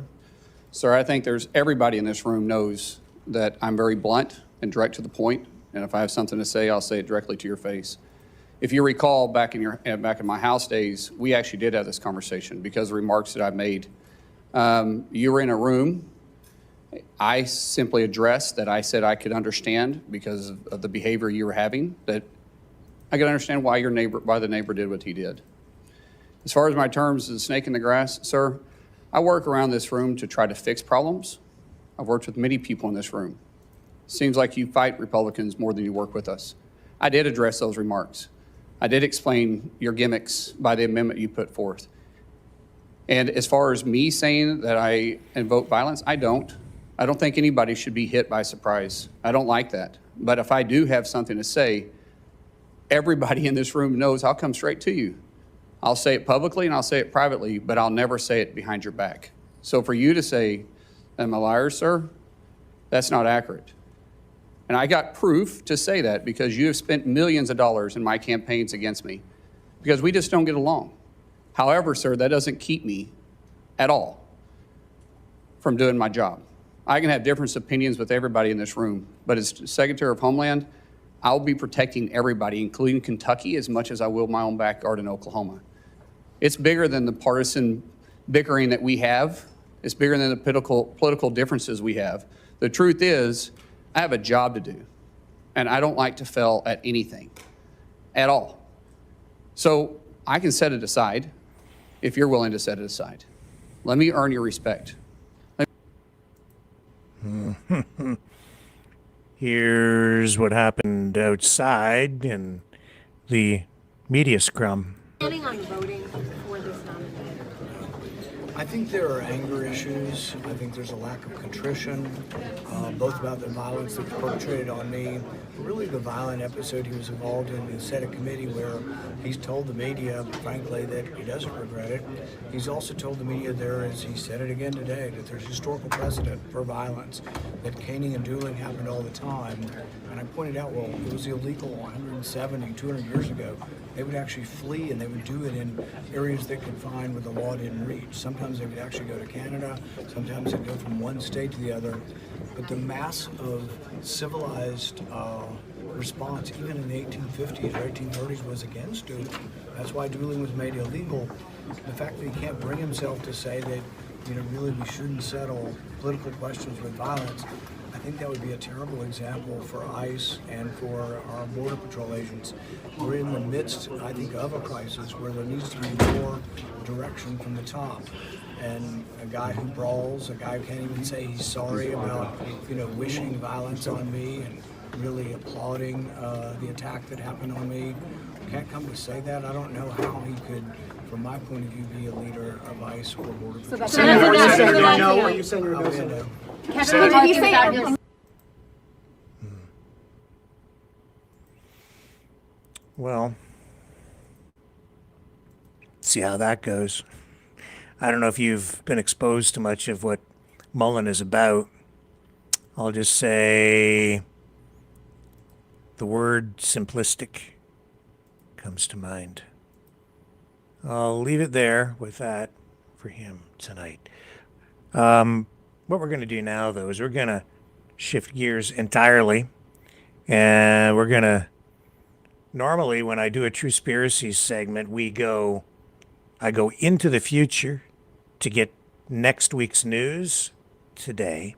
But what I did is, it was almost 2 weeks ago now, I went into the future to get next week's news, which I did, and then I came back, but I didn't have time even though I have a time machine, to present next week's news, which is now last week's news, but it doesn't matter because when we come back, we're going to review last week's news, which won't matter because it's evergreen news that never goes out of style. And with that, brace yourselves, folks, because it is time for a long overdue episode or segment of True Spiracies.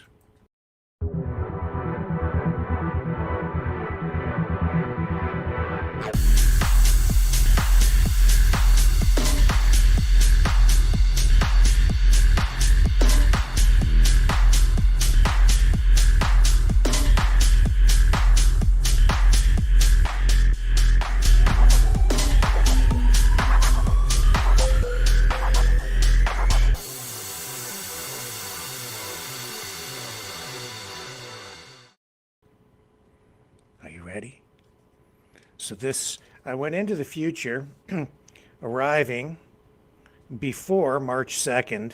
Oh my gosh, it's already the 18th. That's how much news there has been. It's just been a constant flow of urgent stories that just could not be ignored.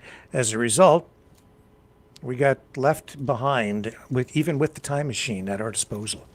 Nevertheless, this stall is still very relevant.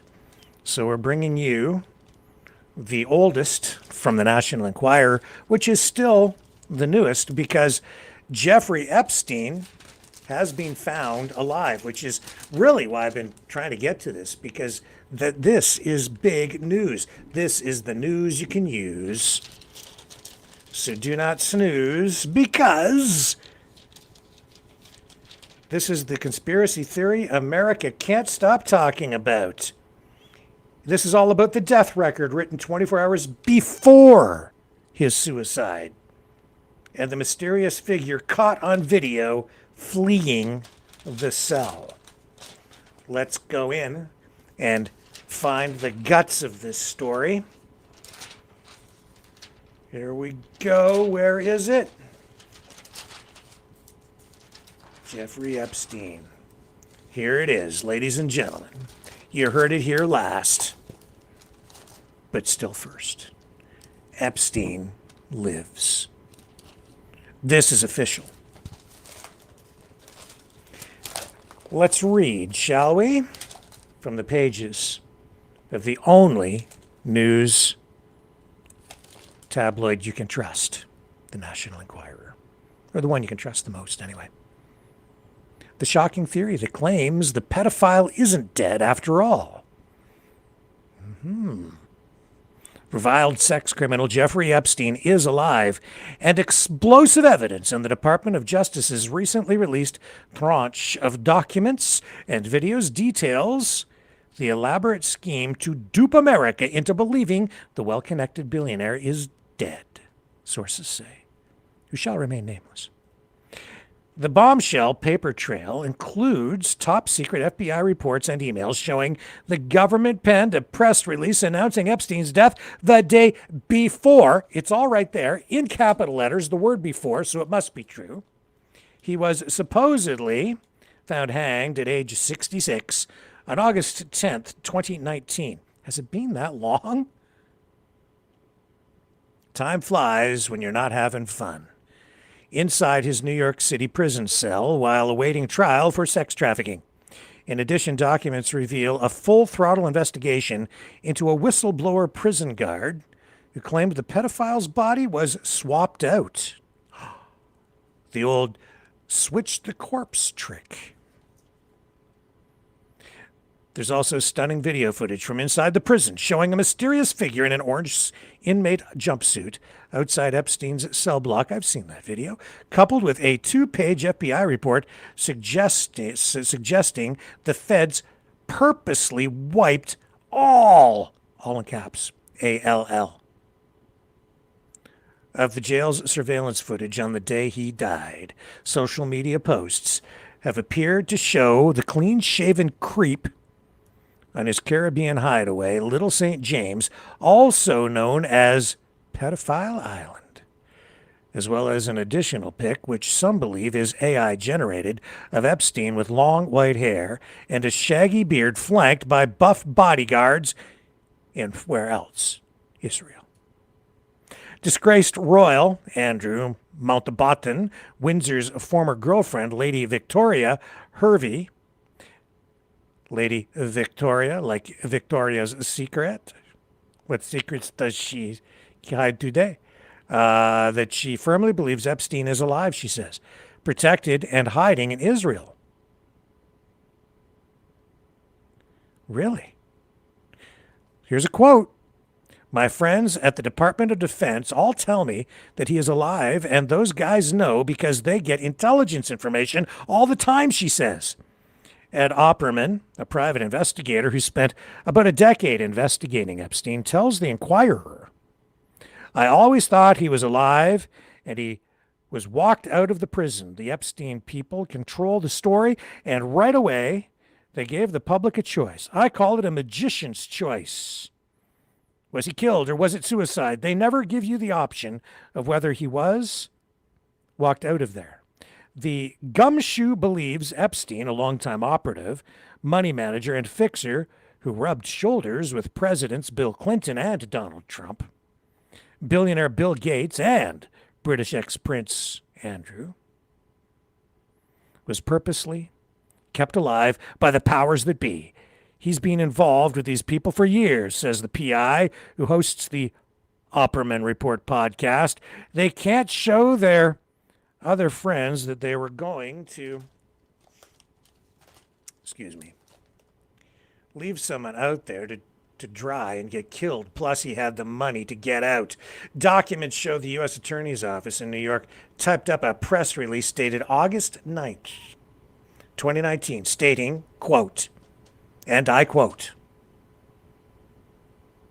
earlier this morning, the Metropolitan Correctional Center, MCC, confirmed that Jeffrey Epstein had been found unresponsive in his jail cell and pronounced dead shortly thereafter, even though he wasn't found until 6 a.m. the next day. Meanwhile, hours after Epstein's supposed suicide, documents show prison guard Roberto Grahavalava, I don't know how to pronounce his name, Grahavalva, G-R-I-J-A-L-V-A. Grahalva? Well, you get the idea. He's 46 years old and allegedly anonymously posted on the website 4chan, which you can always trust, that at 4:16 a.m., I need to fix something on my computer screen. Fixed, okay. Get back to the story. Epstein was taken by a wheelchair to the nurse's office and later into a trip van. Grahavalava tells the Inquirer he has no comment. And then after about 4 hours, Epstein's body was found.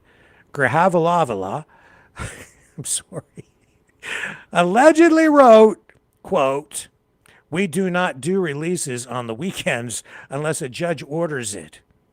Here's the thing, the trip van did not sign in, and we did not record the plate number, and a guy in a green dress, military outfit, was in the back of the van, according to the tower guy who let him through the gate. You guys, I am shaking right now. I'm quoting. But I think they switched him out. Investigators obtained search warrants for the Grahavalava's phone and banking records, right, in a federal probe that generated about 274 pages of FBI. Can somebody get me a pronouncer? The proper pronunciation on Grahavalava's name? Sorry about that. I just don't know how to pronounce it. Adding to the mystery is a report titled FBI Analysis of Video Footage. Well, that's a conspiracy in itself. That states a flash of a possible inmate is spotted entering or leaving Epstein's tier, even though the DOJ's office of the Inspector General report states all inmates were on lockdown when it was recorded. Another document details an FBI interview from March 12, 2020, with a tech worker who claims he was ordered by MCC's warden to upgrade its surveillance camera hard drives. The worker, whose name was redacted, of course, claimed an FBI agent, quote, pulled out the DVR even after the G-Man and prison personnel were advised that the action would cause the system to be wiped, the report states. Hervey says, quote, I think Epstein has been pulling the strings on a lot of things from Israel. He had so much information stored in his brain, they probably thought he's more valuable alive than dead. Well, there you have it. And here's a photo with a red circle on it and everything. Right? Look at that. 2 red circles, in fact. So you can see with the red circle. Fled first to Pedo Island. Well, pretty nasty stuff. I think there is more to all of this than me see. You know what? I was thinking actually this morning about Bill Gates. You know, few people have been taken out by this Epstein scandal. Bill Gates is suffering as a result, obviously, kind of caught with his hand in that sex cookie jar, just a little bit. I don't think it's a case of pedophilia in his case, but certainly an indiscretion that is more than a little embarrassing. And yet, you know what? After all of the hullabaloo, all of the stuff that has been swirling around Bill Gates for so long, all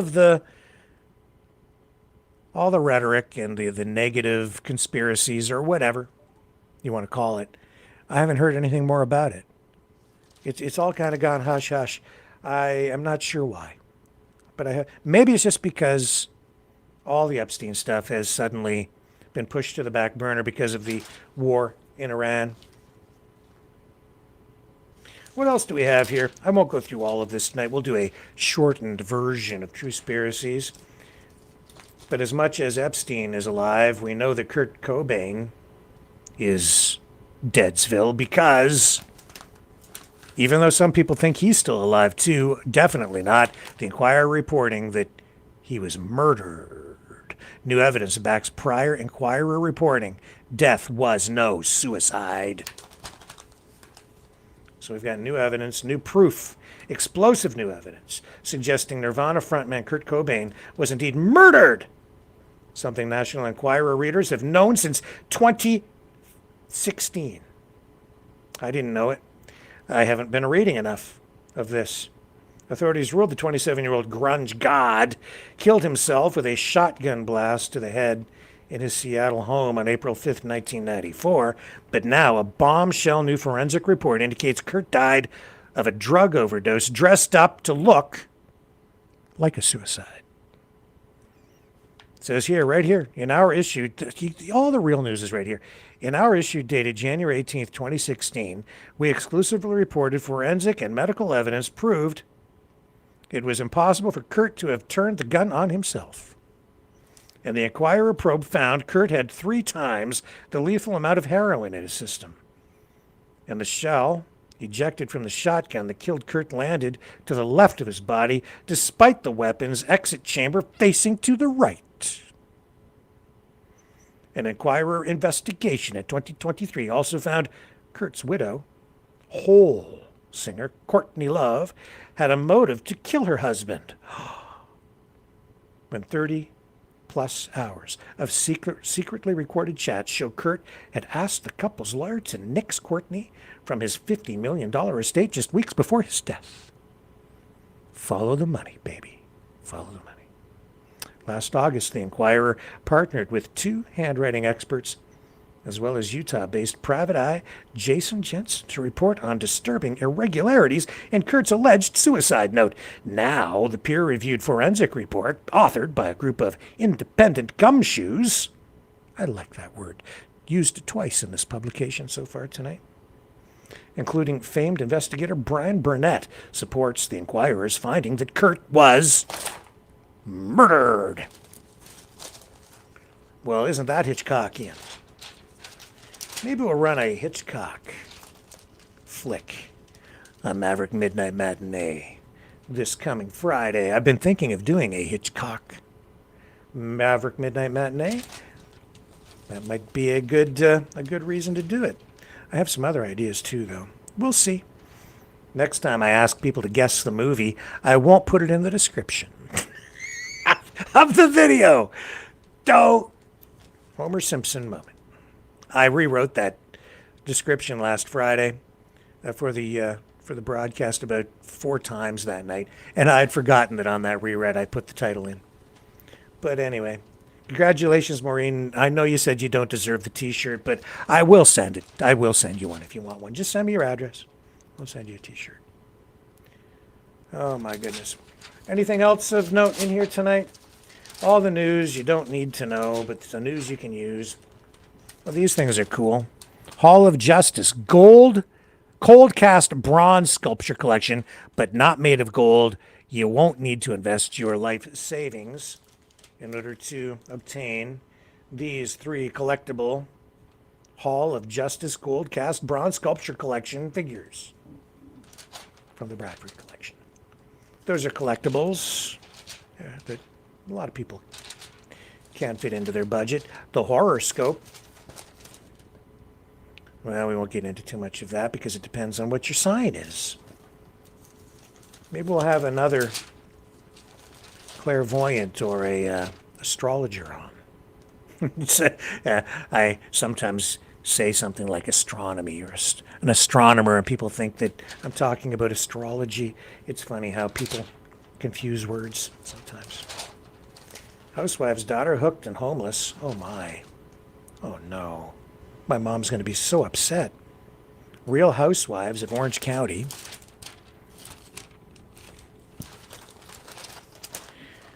Oh my goodness. Real Housewives of Orange County alum Lynn Curtin is allegedly no longer speaking to daughter Alexa after the 33-year-old's dark spiral into drug addiction.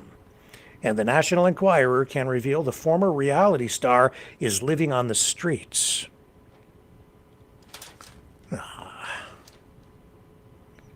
See, can touch any family, no matter how much money you have. Alexa was recorded looking disheveled at a Lancaster, California gas station with 2 of her fingers seemingly missing. Oh my God. Seriously? She also appeared to be missing teeth. Quote, I was doing heroin and then I met some people. They introduced me to fentanyl. So I started doing fentanyl. And basically my life just kind of went downhill, Lynn's youngest child explains. I started smoking speed. The high school dropout admits her current situation is dangerous and claims that she's been homeless and abusing drugs.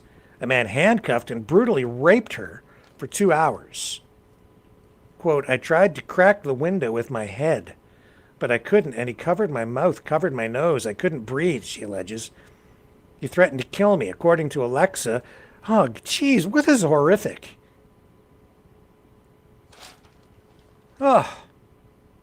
According to Alexa, who featured as a rebellious teen on season 4 and 5 of RHOC, she can't take refuge with her mother because she's being cut off until she gets sober.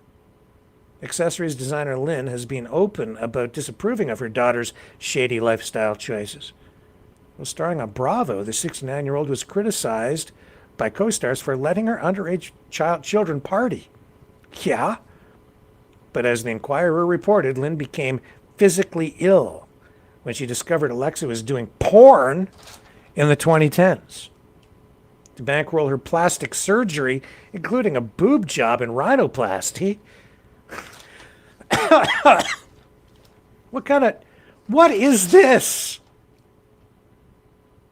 I had no idea, she told the Enquirer. A string of drug-related charges followed between 2016 and 2021. Last year, Alexa served 3 days behind bars after pleading guilty to meth possession.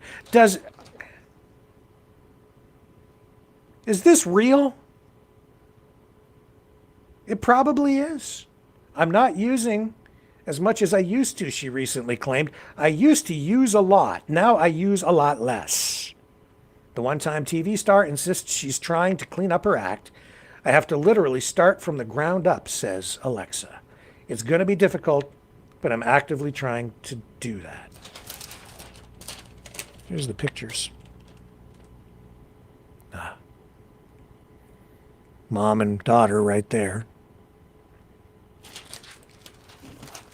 You know what I find, though? Celebrities, they go deep down into these dark holes, these terrible places of addiction and sin and depravity, and then they use it. And they own it. They come back. Even Charlie Sheen recently on sort of the live stream podcast circuit talking about, his drug addiction problems. And they always claim they're getting cleaned up. It's the strangest thing. I see repeatedly in our society how people put the strangest people on pedestals. Whether it's a rock star like Jimi Hendrix, who also, because of drugs and alcohol, ended up choking to death on his own vomit, and yet idolized, and the lifestyle also glamorized, even though it has taken so many lives.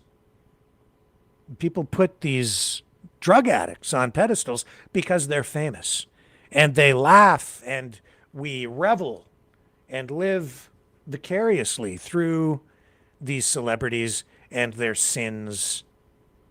I see online right now these sort of fake people, influencers, whether it's Andrew Tate or Clavicular. There was some other guy in I think they're calling it now the manosphere, where they're presenting these characters online who are ultra hyper masculine. We've touched on it a little bit. I can't pronounce this newest guy that I've come across that's just been popping up in my predetermined algorithmic feed. It's not healthy. None of it is healthy. A lot of it is supposed to be based on traditional values and getting back to the way things used to be, and it's really, I guess in some respects, if you're looking at the sins of the past, yeah, they're being, repeated, but it's not healthy. I don't understand why we continue to do this as a society, continually glamorizing people who end up ultimately killing themselves with sex, drugs, and maybe even some of that rock and roll and the politics. And making excuses for people who make excuses for themselves and shield themselves with religion sometimes. Even the President of the United States, who we saw in his office this week, within the past week, surrounded by those faithful, not just people who have faith in God, evangelicals, some would say right-wing Christian nationalists, all laying hands on the president in the Oval Office, praying, Trump with his eyes closed, highlighting the controversial integration of church and state. And then our stories, our interview with Amico the other night, talking about the way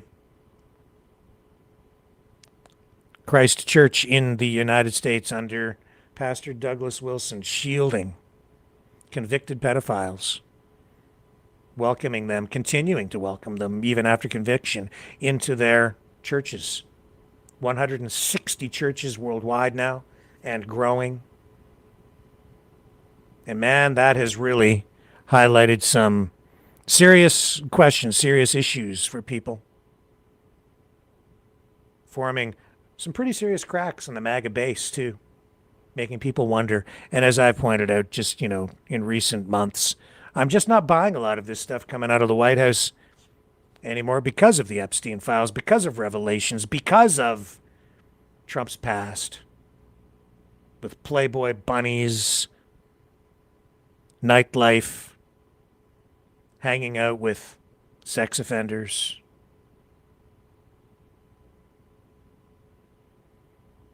cavorting with porn stars, and then shielding himself with religion because he needs the votes. Politics. It's a nasty, nasty business. Blood sport, some say. I believe that. It's really rough out there, man. It is rough. And with that, what shall I leave you with tonight? Well, I know what Linda's going to want. So let's give our main mod what she likes the best. I think I need to go back here and click on a couple of things, but I will get you what you want, Linda. I know you're looking for it as we wrap up this True Spiracies episode, or segment. Here it comes. Your favorite, and I think mine too. It's all fake. I'll see you back here tomorrow night. Maybe with Brandon Pringle, not sure, to discuss separatism. If that doesn't happen, we'll bring you the top stories of the day on the morrow, 7 p.m. Eastern, on the flip side.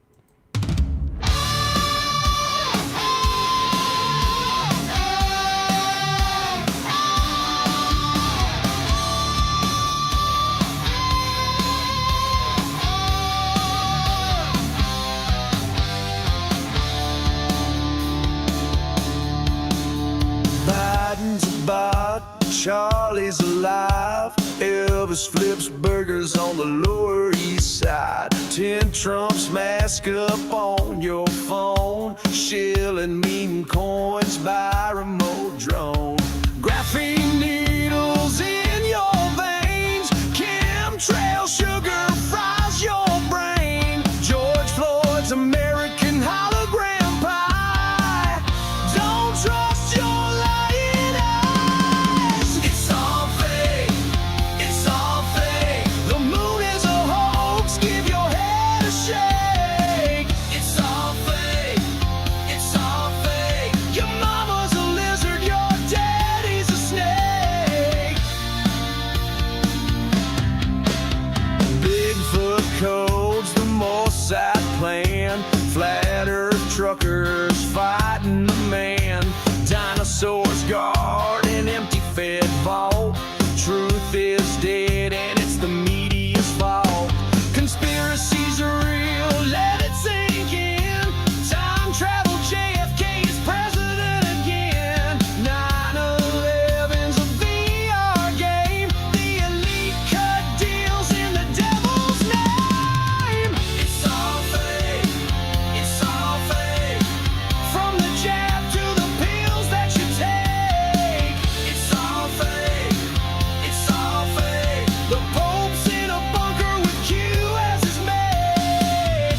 Your phone's a snitch. Your dog's AI. The king eats penguins in conspiracy pie. JFK Jr., Cobain, and Tupac. They ain't dead. They're all coming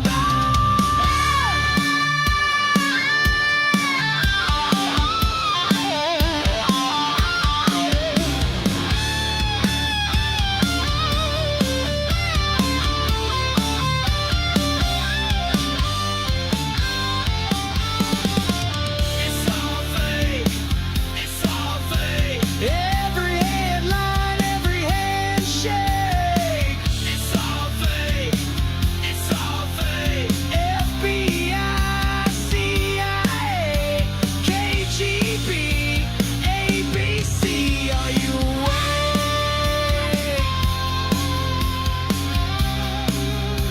Don't believe your lying eyes. It's all fake. It's all fake.